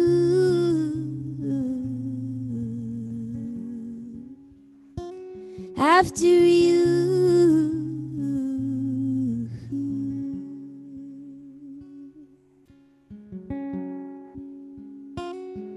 So I wake here, floating on a cloud above the last year, and I can see the moon now as the fog clears. The stars were burning, we just looked away. And I'm grieving 100 little lives for every season. You have parts of me that I don't need. And though I tried, I could not fight the change. I've got everything I've ever felt lined up in pretty little bottles, one way in and one way out. My love, it's gonna be a while till I know who I am again. Oh, and nothing much has changed except some blinding revelations. I am holding out my hands. A fickle heart requires patience, I know. And I'm on my way again after you. After you.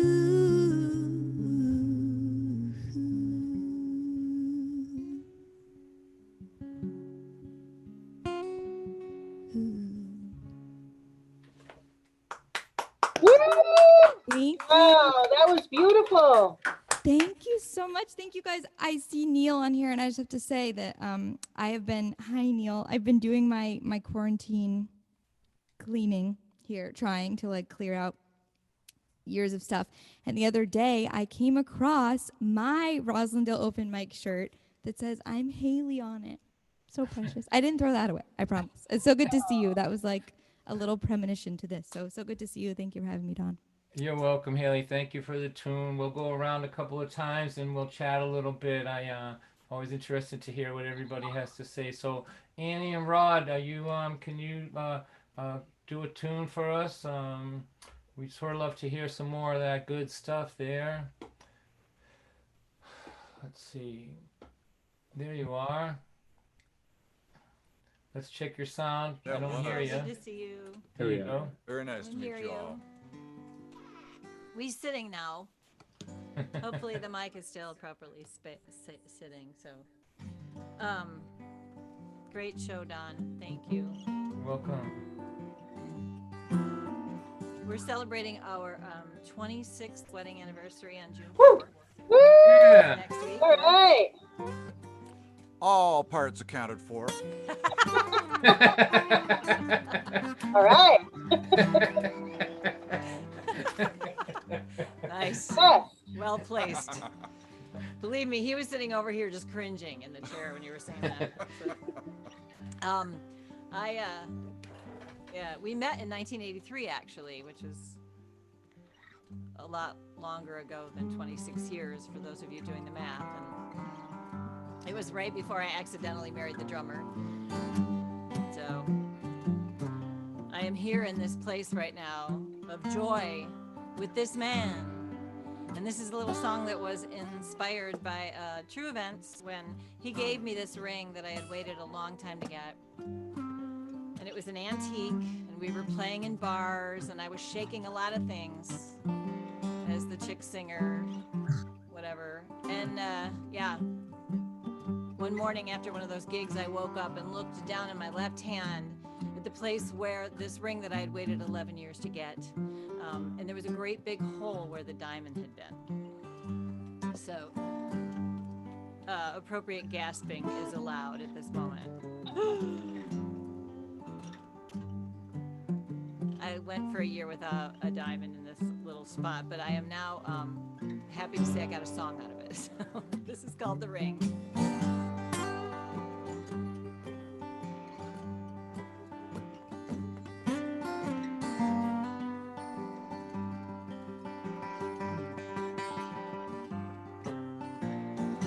Working the closing shift, Saturday's child says the trouble with men is the way that they smile sometimes. Anyways, Jay had her sweeping up piles of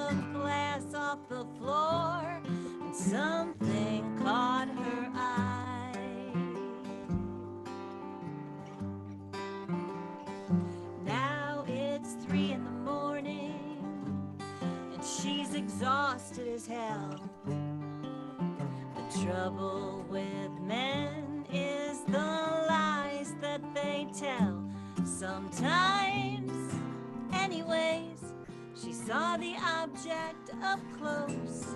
It was a teardrop stone mounted on a band made of gold. The trouble with glass is the way that it shatters. The trouble with that is the way that it matters. Oh, the trouble with love is the way that it ends. Sometimes, anyways.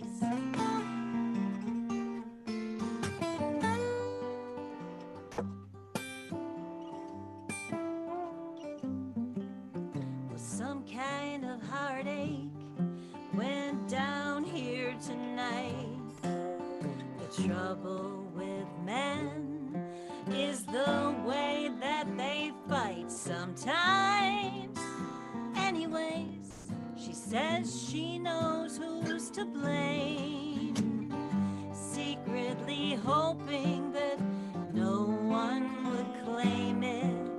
The trouble with hope is the way that it shatters. The trouble with that is the way that it matters. Oh, the trouble with love is the way that it ends. Sometimes, anyways.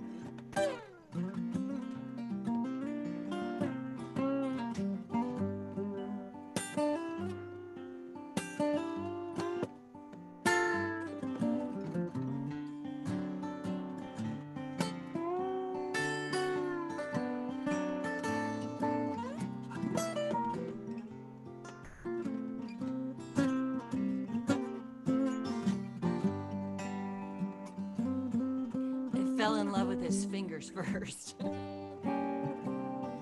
It's not like she don't know just how much this place stings. The trouble with men is the way that they drink sometimes.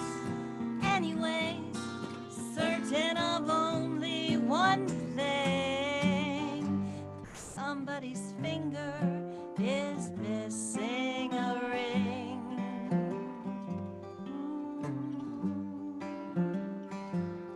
Yeah, well, somebody's finger is missing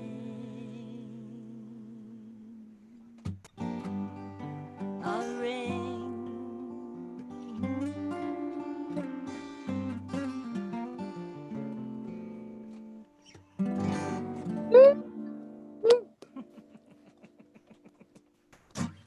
Nice. Right.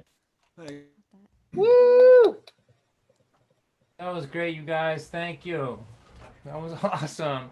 So these guys, I met them in Michigan. I know Annie is involved with Farm. Farm is the Folk Alliance regional in the Midwest. So we may be getting Annie to come sometime to talk to us at our forum on Monday to talk about what Folk Alliance is doing for the artists and all that. So we'll keep you appraised of that. So my friend Owen Kennedy, legend in the Rosendale open mic circuit, legend in our community. Would you please grace us with a tune, my friend? Well, I would be happy to. I must say, Don, I'm really impressed with your handle with the whole buttons of muting and unmuting people and doing this and that. I'm not doing it. I'm paying somebody to do it. Oh. I found a 30-year-old. That's my advice to everybody. Find someone in their 30s. It's second nature to them. Yeah, you know, like pretty soon, like a 5-year-old could do this anytime. Brandon's doing a great job. Yeah, thank you, Brandon. Hey, can you hear this? Yes. Owen, do you know how to turn off or on original sound on your setup? What are you playing through? Are you playing on a laptop? Into my laptop. Can we just get you to do that, Brandon? You want to help him because I think you can sound a little better.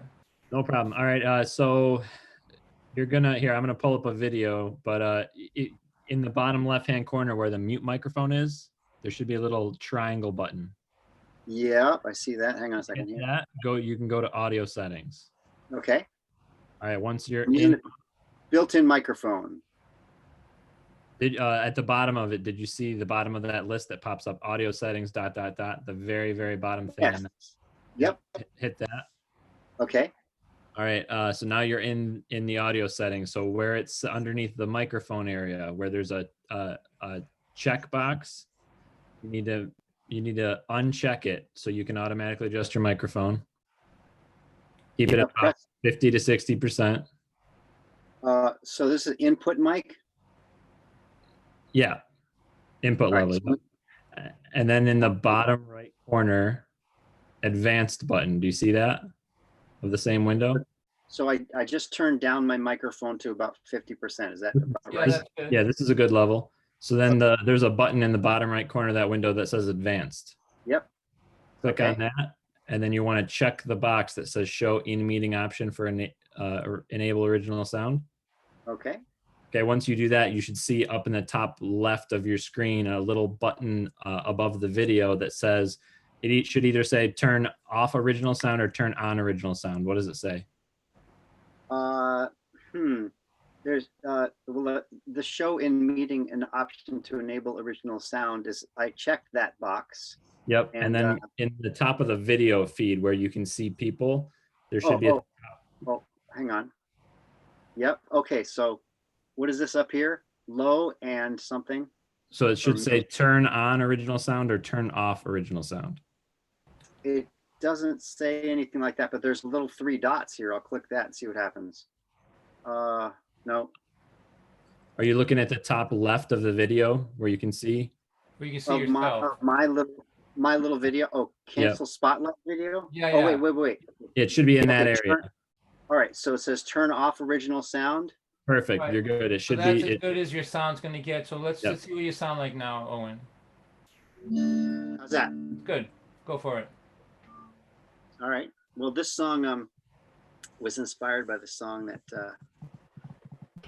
Annie and Rod did first when they came on earlier, and so it's called Home. I think it's called Home.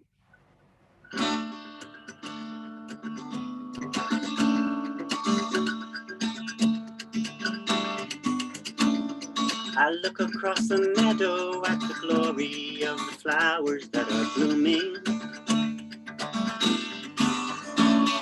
It lifts me to be here among the timeless voices of this peaceful place. Far from the burdens of the city with its dark towers looming. These are tears of joy on my face. Hard steps on the pavement make me feel so alone. Soft steps on the warm grass carry me to my home.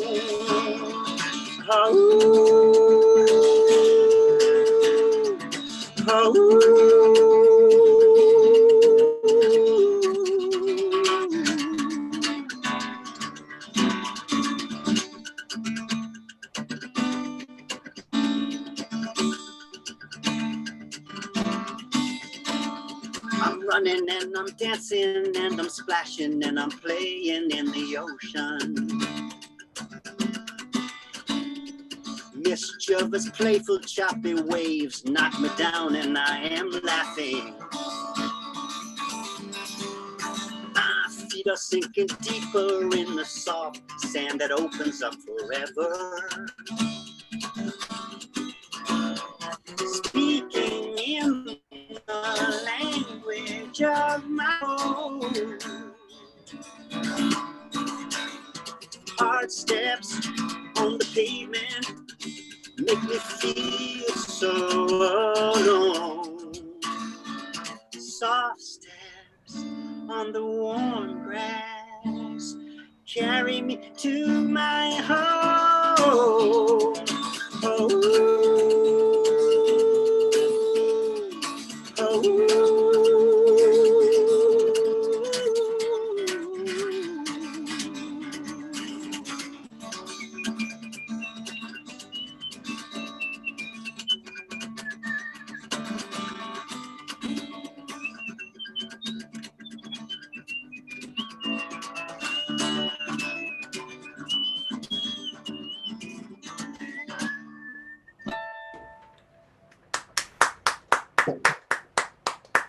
Bravo, bravo, Owen.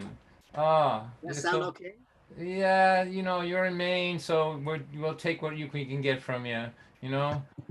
But it feels Like cutting in and out and stuff?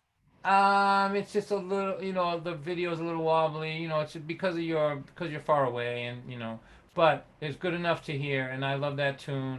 I have to say to everybody, which I said last week when you were here, that Owen is another one of my favorite people. There's nobody quite like him. He's a true friend, and I'm so glad you're doing okay up there. So now I'm gonna ask my buddy Ed Stivender. I don't want to put you on the spot, but you got 5 minutes you can do for us? I'll take that as a yes. Let me get my Hey Ed, how about I'll play a song and then after that you can do it so you can relax. How's that? Like, okay, yes, so I'll you get can your- I'll get my harmonica and do a little Cinderella. Well, I can't hardly wait for that. All right. Come on, Cinderella. All right, so let me do something here. All right, I'm gonna play a song that's got a curse word in it. You can all deal with it, right? Okay, here we go. Ow! Yes, it's got a fantastic curse word in it. One of the best curse words ever. It's the anyway, here we go. This is for the musicians out there, Annie, and you guys especially that have played the bars and all that stuff. So this is for you. This could turn out to be a pretty good gig. I mean, the sound system doesn't suck. They got a microphone, something on the floor. It looks like a monitor. You know the crowd looked good when they were coming in, except the guy down the front who's buzzed. I hope he doesn't try to interrupt. Wait a second. Hope he doesn't try to interrupt the show. Could be a long night if he does. I don't know about nothing I don't know. Well, you should have seen me when I was 23. I could sure put on a show. I wave my arms around, jump up and down for the whole entire show. I was trying to distract the audience from all the things I didn't know. A woman, this is where there's a big curse word, so don't take this personal. I wouldn't do this at a festival or in a church. I'm just doing it for the mighty 30 that are here in the Zoom contest here. Put the children to bed now, it's too late for them. The woman that hired me pulled me aside earlier today. She said the pastor and his wife are coming tonight. Dawn, be careful what you say. I said fuck him, then I said I'm just kidding. I promise I will not curse. It was funny to me, but it was plain to see it was not funny to her. I don't know about nothing I don't know. Well, you should have seen me when I was 33. I could sure put on a show. I couldn't play, I had 2 good songs and I had learned to play 5 chords by then. And if things go right, maybe tonight I will play all 5 of them. Well, I could tell the crowd was nervous when I opened with this song. They were thinking I would be a lot funnier. They were hoping that they weren't wrong. Now some time's gone by and I can see them smiling and we're having a pretty good time. And if the drunk down front will just pass out, I'm thinking this could be a real good thing. I don't know about nothing I don't know. Well, you should have seen me when I was 23. I could sure put on a show. I couldn't play or sing, I would be bluffing for the whole entire show. I still do that, I'm doing it right now. I was hoping that the audience couldn't see all the things I didn't know. All right. Woo! All right. All right. All right, Ed. What do you got, buddy? All right, am I unmuted? You are Yep. unmuted, so let's keep it to sort of the length of a song there, buddy, and I'd love to hear something from you. Okay. You know, 5 minutes or so, 5 or 6 minutes, great. Yeah. Sometimes I do stories exactly as I hear them. Sometimes I make changes. You'll have to decide what I'm doing in this one about a young woman and her 3 mean stepsisters.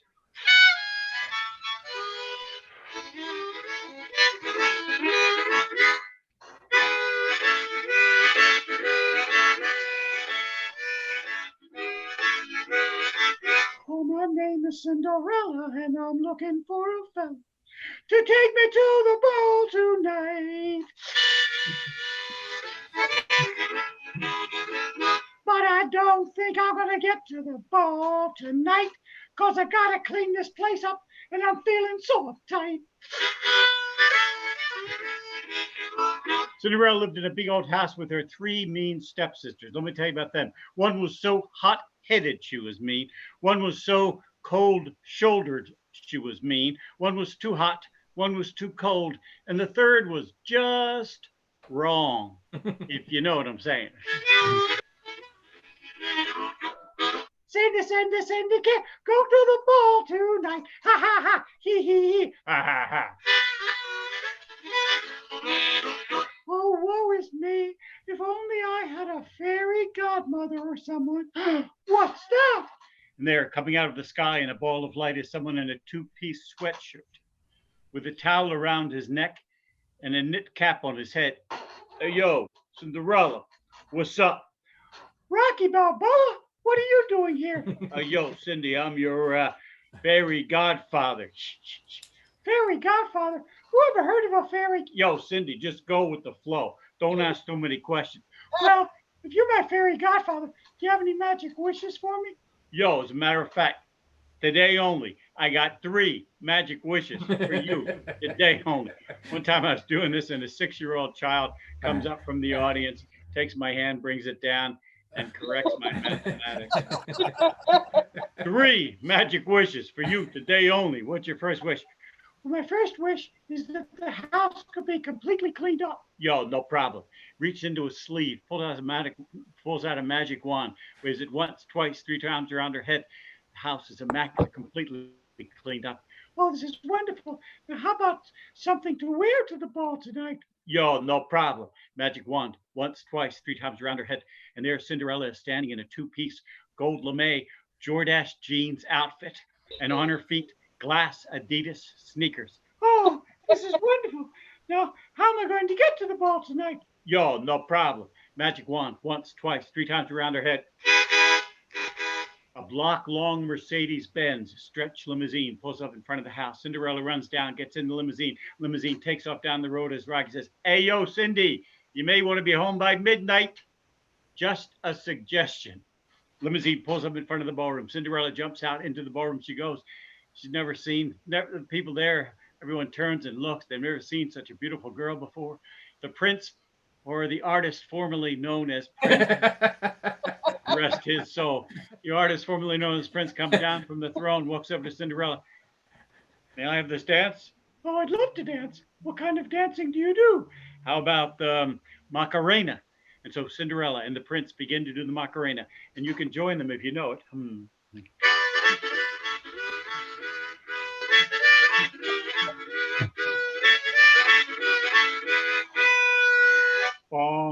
bong, bong, bong, bong. Gong, gong, gong, gong, gong, gong. Cinderella's packing and ready. She closed. She runs out the door, and as she runs, she drops one of her glass Adidas sneakers behind her. Prince hulks over, picks up the sneaker. Oh boy. Tomorrow, I will go throughout this line, find the owner of this sneaker, and ask her to marry me. Next day, it goes from house to house, finally comes to the house where Cinderella lives with the three mean stepsisters. The hot-headed one answers the door, says, "Oh, my prince, you finally come. Let me try on my sneaker." She tries it on. It won't fit. The cold-shouldered one says, "Whatever." She tries it on. It won't fit. Third one looks at the sneaker and says, "Adidas, don't you have any Nike?" All of a sudden, they hear pad clink, pad clink, pad clink. And they're coming down the stairs in one barefoot and one glass sneaker. I'll repeat that for the humor impaired. Pad clink, pad clink, pad clink. Cinderella, the prince says, "This your sneaker?" Cinderella tries it on. It fits perfectly. The prince says, "Will you marry me?" Cinderella says, "Well, I only met you last night. Perhaps we get to know each other a little bit better." So they went and had a Coca-Cola. They were engaged for about a year. They finally did get married, and they lived happily ever after. Yay! Thank you, thank you, thank you. Thank you. See, that was fantastic, Ed. Thank you so much. Thanks. All right, Ed Stivender, legend. Let's go around one more time, and then we'll call it a night. So Haley, my best friend there, where are you? There you are. Thanks for staying up. Thanks for hanging around with the old folks tonight, Haley. Oh, I'm so glad I'm here. That was the most riveting version of Cinderella. That was so fun. Thank you for inviting me, Dawn. Thanks for keeping us connected, as you said. This song is called Forgiveness.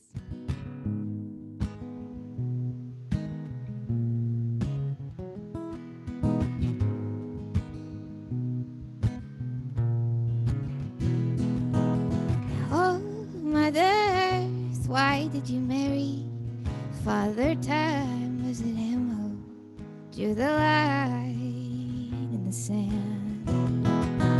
Now, oh, Father, Father, there is dust in my hands, there is sleep in my mouth, and wildfire on my land. But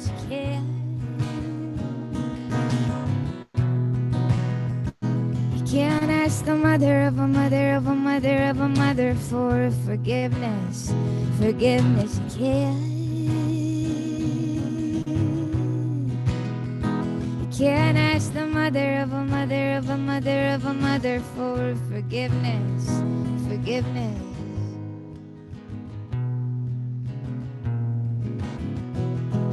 You were born by a lady with a burden in her eyes. Is there always a disguise? Well, the reason we can only set so many people free,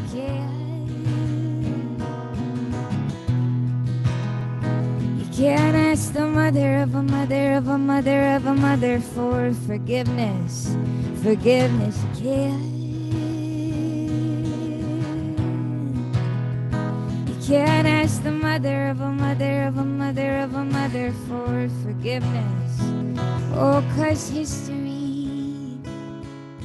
repeats itself. And if you run, she will chase you down. You can't. You can't.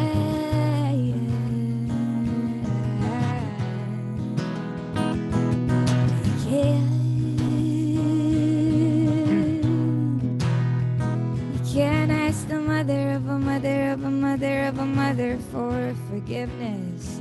Forgiveness.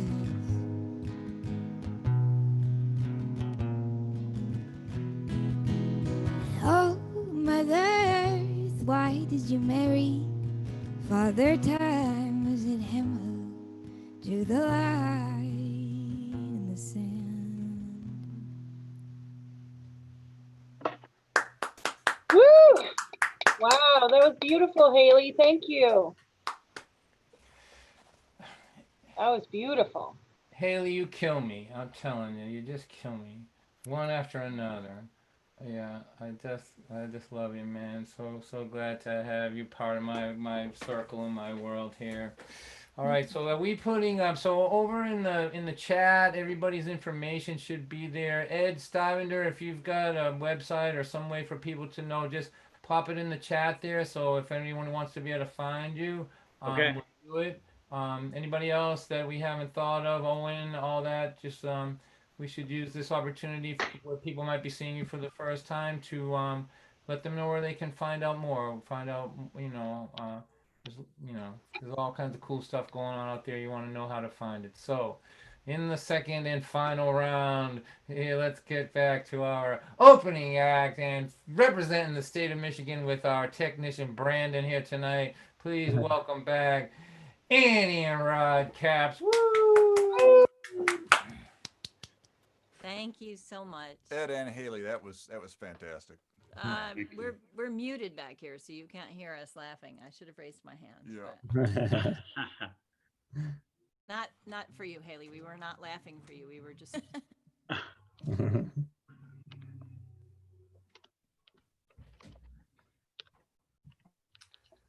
Annie, we lost your sound, hon. What happened? Nope, now it's back. Now you're back. Okay. Are we here? Can you hear Yeah. us? Okay. Yep. Yep, you're back. No, I don't think it's about that. Okay. You got it? Yep. Okay. That says proper. Okay, never mind. I'm not going to introduce this. Here we go. Well, we got it. 1, 2, 3.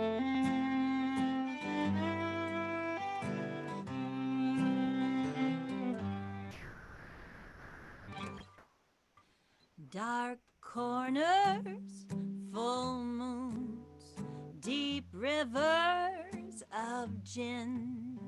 Too many sea assumes no room at the inn. Spinning round and round and round and round we go. Back for more and more and more we go. Searching for Neverland.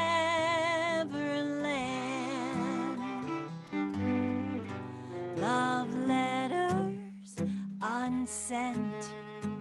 Crippled summer days. Miss Darling's lament. The quiet price she pays. Spinning round and round and round and round we go. Back for more and more and more we go. Searching for Neverland. High and low, we can't find it tonight. Where'd it go? Second star on the right.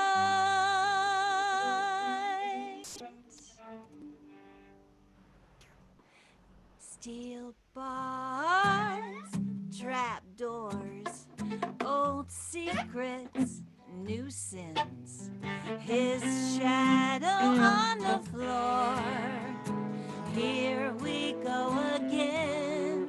Spinning round and round and round and round we go. Back for more and more and more we go. Searching for Neverland.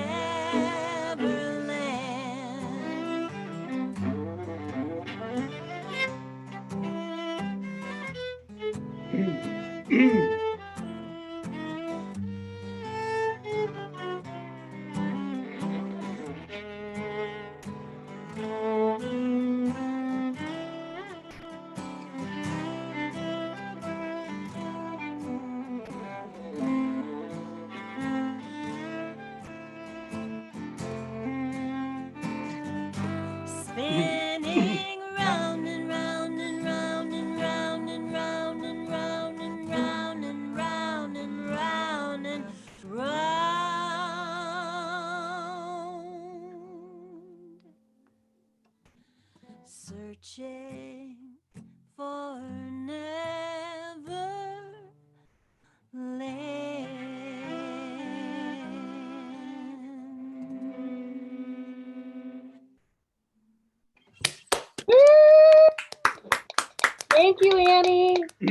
Thank you, Rod. Thank Beautiful. you. Most welcome. That was great. You guys are awesome. So I'm gonna be doing a concert for these guys. What is it? Next Wednesday or a week from Yeah, Wednesday? next Wednesday, the 3rd. Well, it's called On the Tracks. And so I think probably the after party there will be kind of a Michigan centric one. That would be my guess for that. It's But gonna be I fun. love you guys. I I'm so hope. glad that we're here, and thank you. Thank you so much. Oh, you're Thank you, welcome. Don. Thank you so much for having us. Oh, sure, man. You know, I want the world to know how good you guys are. Okay, Mr. Owen Kennedy from the great state of Maine. What do you got for us, buddy? Well, I actually have a 1 minute song. All right.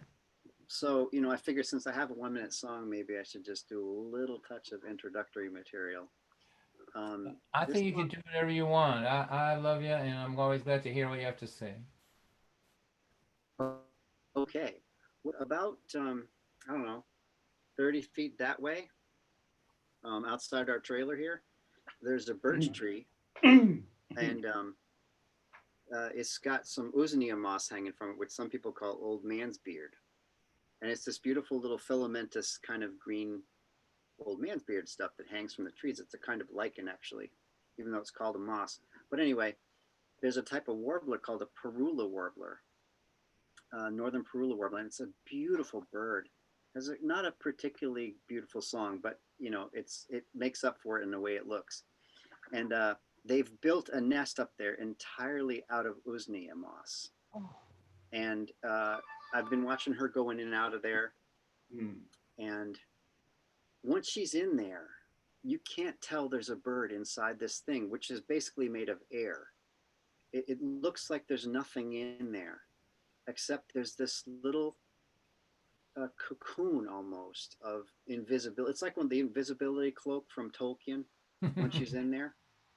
And so I've been like imagining that she's sitting on eggs up there, and just feeling this overwhelming sense of joy that this is happening only a few feet from where I am, day and night. And she's got the little, you know, a lot of birds they have right here, a little naked patch called a brood patch, and they put that nice hot belly right on the eggs to keep them warm. Anyway, this song is called Chickadee. Chickadee is one of my top 5 favorite birds of all time. The yellow-bellied sapsucker, the chickadee, the loon, pileated woodpecker, and the canyon wren. Now, that number 5 position changes all the time. And, you know, I got a list of 100, but I just do 5, you know, like. So anyway.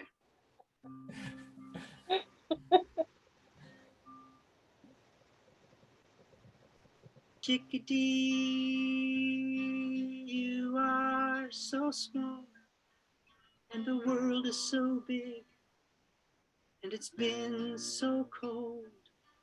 But you chickadee dee dee dee on the dreariest days, and you brighten up the moon your alacritus ways, and you seem to go straight into my heart, and you take my blues away.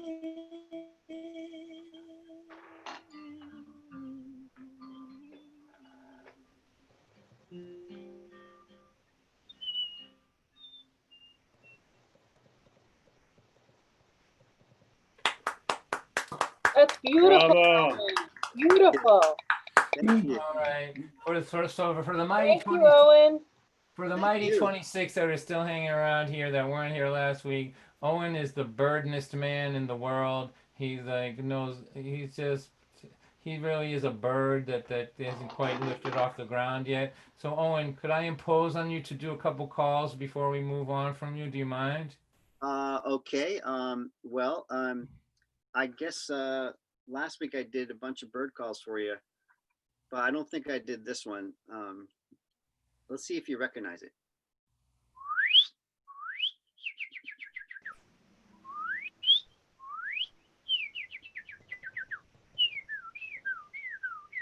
that was the alternate song.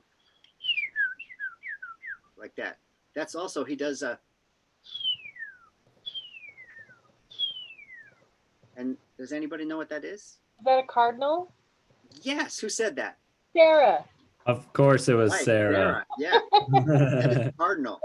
And you know, the cardinal, I've discovered and or determined that cardinals can actually count, like numerals, because I heard a cardinal early in the morning go like this. And then there was like a little pause, and then he went, and then there was another little pause, and then he went, and then he went 3, 4, 5, 6, 7, 8, 9, 10, 11.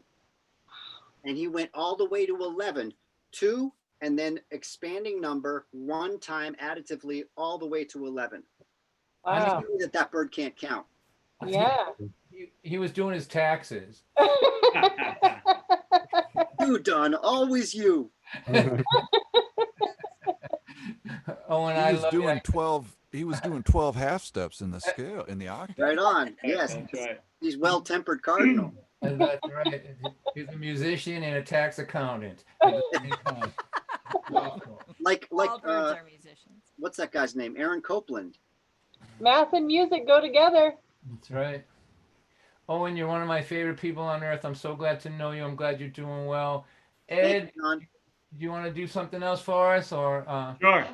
Sure. All right, Mr. Ed Stuyvesant, bringing us close to home here. This is by Heather Forrest of Long Island, a brilliant storyteller and musician, and it's based on a Norwegian folk tale.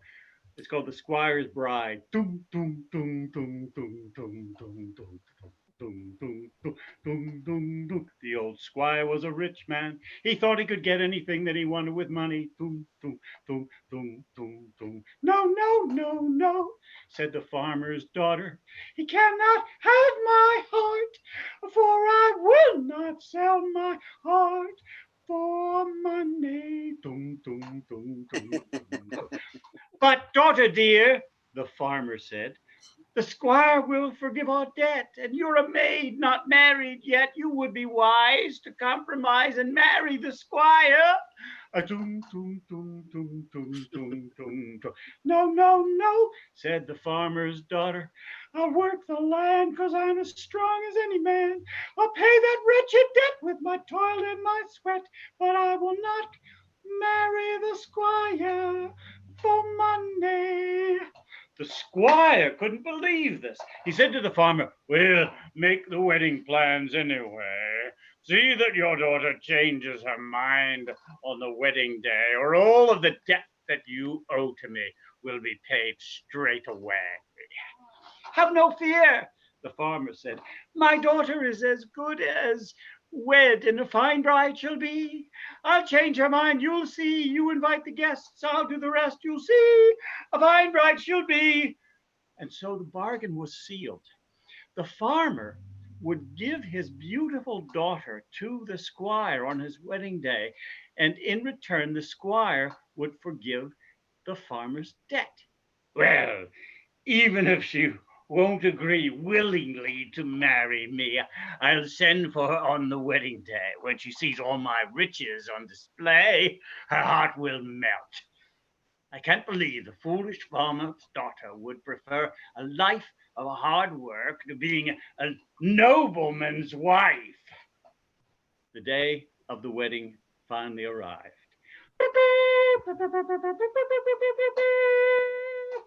The house was filled with wedding guests. The bridal chamber held the wedding dress. The squire was in his Sunday best when he sent for his faithful servant.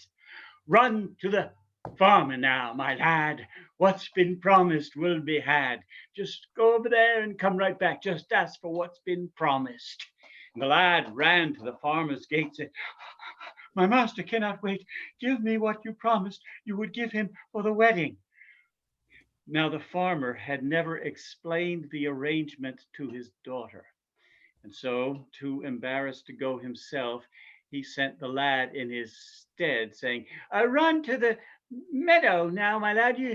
What's been promised will be had. You'll find her working at the plow. Take her with my blessings to the squire now. The lad ran to the meadow, and there he saw the beautiful farmer's daughter working the fields, a plow behind her favorite horse.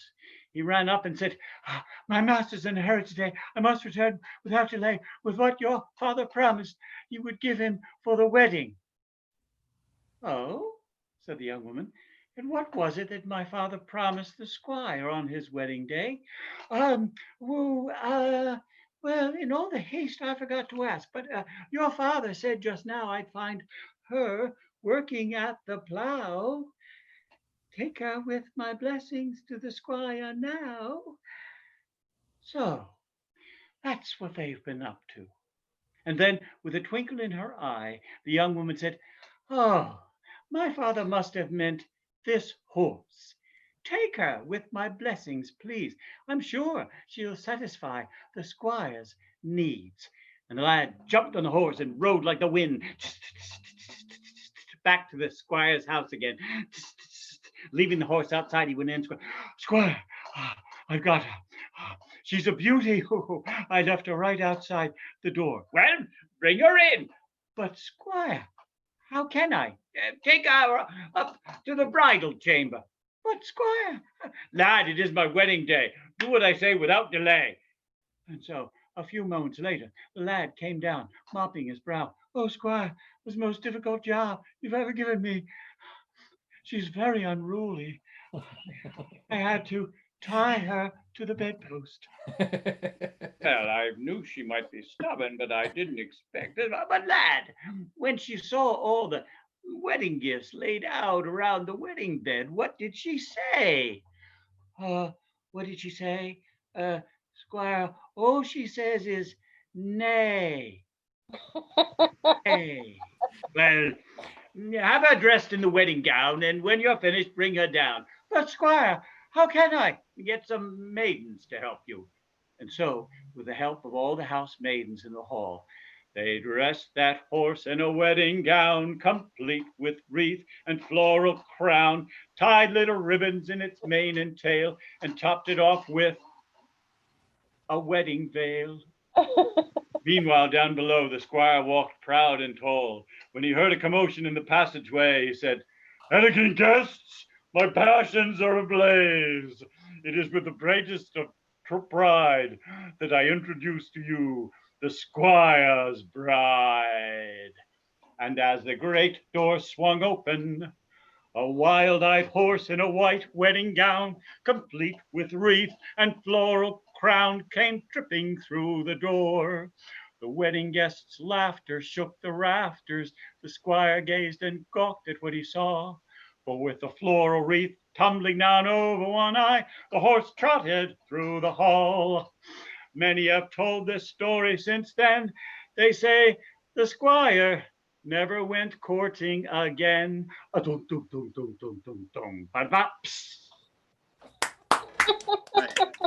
Woo! Thank you, Ed. Thank you. Thank you so much, Ed. Heather Forrest. That was great. That was beautiful. Nice bass playing. Oh, What a groove. That was terrific. All right. So thanks everybody. Want me to play another tune and then we'll wrap Yes. up? Yes. Yes. Okay. Yes. Yes, please. All right. Thanks a lot. Got my lighter. Let's see. Let me just see who's Ruth Ann. I want you to hang around a little bit. I want to talk to you. I don't want to just look at your mug and never have spoken to you. I want to talk to you right here. No, not on the phone. Right here. Your thing doesn't work. All right. Okay. Oh, now it works. Now it works. Okay. Oh, there's Rothan. There you go, Ruth Ann. And I can hear you now. Oh, I couldn't figure it out. It took me a while to figure out the video too. It's yeah. This is my friend Ruth Ann Baylor, another one of my favorite people. And you're feeling well, Ruth Ann? Your health is good? Yeah. I'm outside of the Big Apple right now. You are. Well, be careful down there. Well, I live in New York now, as you know. Yeah, Yeah. that's right. And you're doing okay? You working and all that? Yeah, working from home. Okay. Yeah. So did you know that you wound up in one of them songs there earlier today? Did I say Ruth in there somewhere? I think I did. Oh, that's But then later you said Ruth, and then you remembered the and, so I appreciate that. yeah.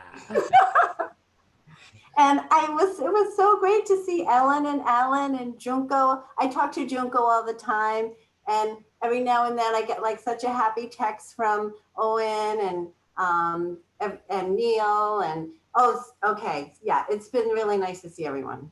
All right, so let me play this Right soon. on. Anybody wants to hang around and shoot the breeze after, we'll just unmute everybody, but you can all go home too after that if you want. Of course, you are home. We know that, right? So I think I'll do this, and I think if it's okay with everybody, I'd like to ask Haley to do just one more before we go.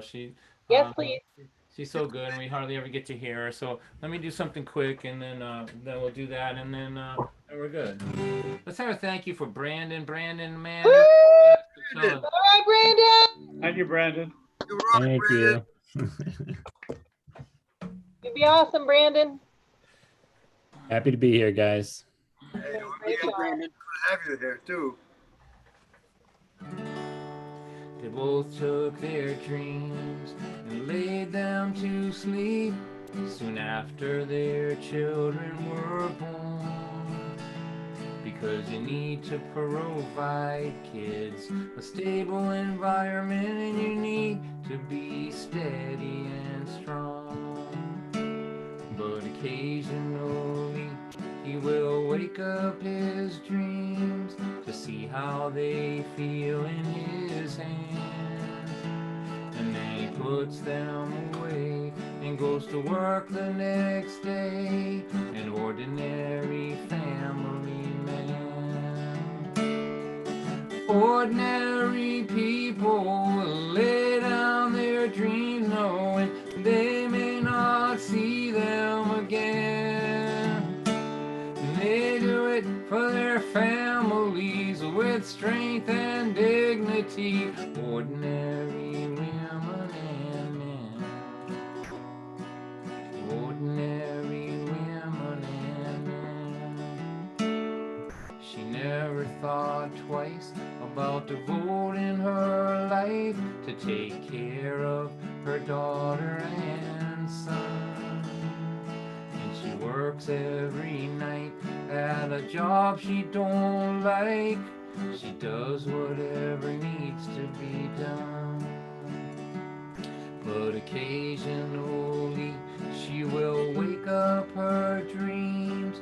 She will dress up her dreams and ask them if they'd like to dance. And for an hour or so she lets herself hold her beautiful dreams in her hands. Ordinary people will lay down their dreams knowing they may not see them again. They do it for their families with strength and dignity. Ordinary women and men. Ordinary women and men. And now they sit with each other and they wait and they wonder on the day their first grandchild is born. And those dreams seem so distant. Now everything is different, and they know they are right where they belong. When the child is passed to them, a light passes through them, and they both know, they both understand. As they cradle that baby, they think they just may be an ordinary woman and man who are holding their dream in their hand. Ordinary people will lay down their dreams knowing they may not see them again. They do it for their families with strength and dignity. Ordinary women.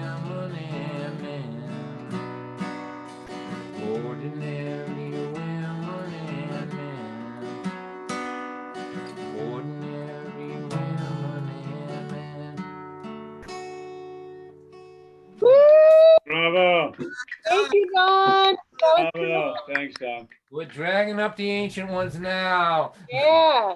Right. Wrote that song in 1989 or something. That's a good one, Don. Thank you. I need to go Yeah. take a nap just realizing how old I am. All right. Haley, my best buddy there, would you play us out, please? Want to do something for us? Sing us a little tune. So before you do this, let me thank everybody. Thanks for coming. We're here every Thursday. Check me on Facebook and, send me an email, whatever. There's a different passcode to get in because we're trying to protect it, make sure we don't get any rabble rousers in here, aside from the ones that are my friends. You know who you are. You're welcome. But we're just trying to do this for community and to try to help me stay alive and to help spread the wealth around a little bit. I hope we raise some money tonight for the pantry, and but we're here all the time, and every Thursday, whether they want us or not. I'm gonna do this until it's just me and Brandon here left. That'll never happen, Don. You're the best. So Haley, my darling, just go ahead and take us out. Don't hear you, hon. Hang on, your audio cut out. Mm. Oh, there you go. Hello? So I think You it's got back. me? Yeah, you Okay. got it. I think we're just having some network issues, but you're good now. Okay. All right. Thank you.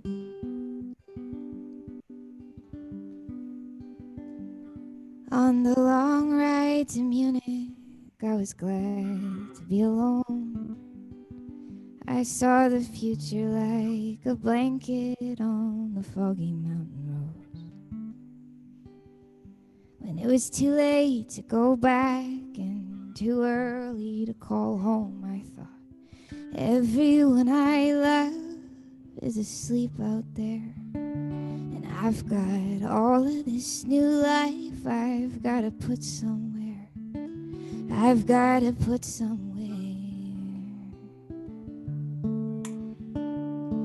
A man whose name I can't pronounce and a waitress he'd once loved took me dancing in a part of town that they were both fond of. When it was too late to go back and I had nowhere to call home, I thought everyone they love is asleep out there. And I'm just passing through on my way somewhere, on my way somewhere.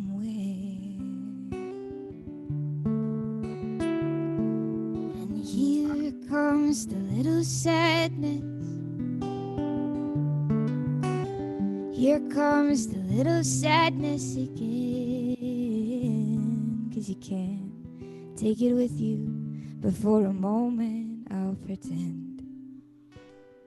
No, you can't take it with you in the end. On the night of some election, we were walking in the park. It was dusk and there were people out, guns strapped upon the guards. I was noticed by some strangers as they waited for the train. They were talking about America and asked me to explain. Everyone I love is asleep out there. And I forgot I have a life of my own somewhere, of my own somewhere. And here comes the little sadness. Here comes the little sadness again. Like a story I won't tell you, like a letter I can't send. 'Cause you can't take it with you in the end.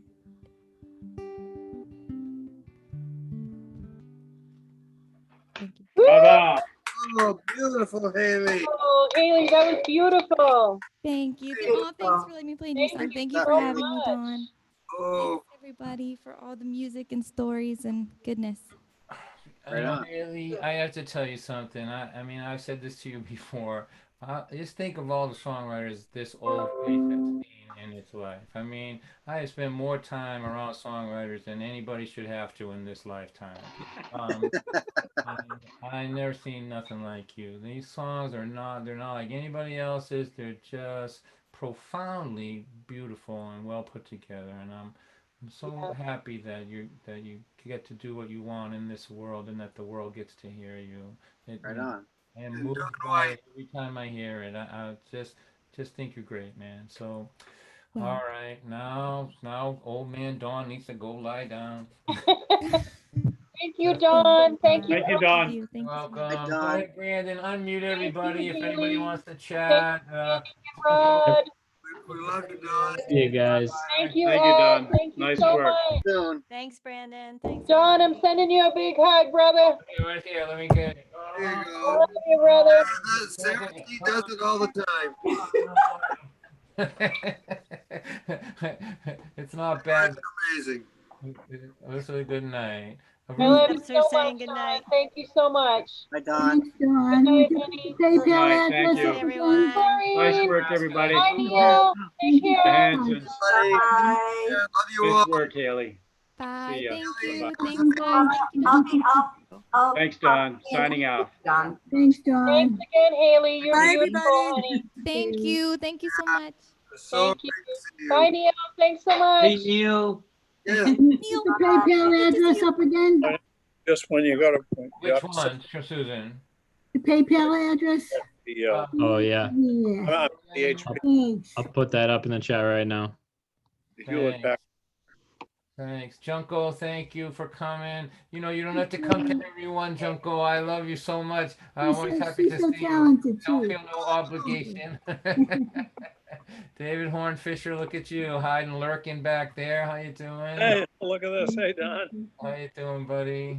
Around today, we were cleaning out some files, and lo and behold, we found the all the material from the from your trip to Ireland, which we had. Look at this. Wow. Yeah. Mizenhead. I remember going out to Mizenhead with you, walking down on a beautiful sunny day, looking at that incredible scene, and looking at you and say, "Hey, Don, you know what? It's a great day to not be dead." I've had a few of them. Right, I got Don White live on. I got Don White on a Zoom call. I didn't even know how I did this. You know, this is gonna, you know, Zoom is gonna be good because even people's grandfathers are figuring it out. So it's gonna be worthy to know it because everyone's gonna know how to do it. We're all people's grandfathers. Hey, we're getting to learn how to do it because of you, Don White. Every Monday night at 2. Every Monday at 2.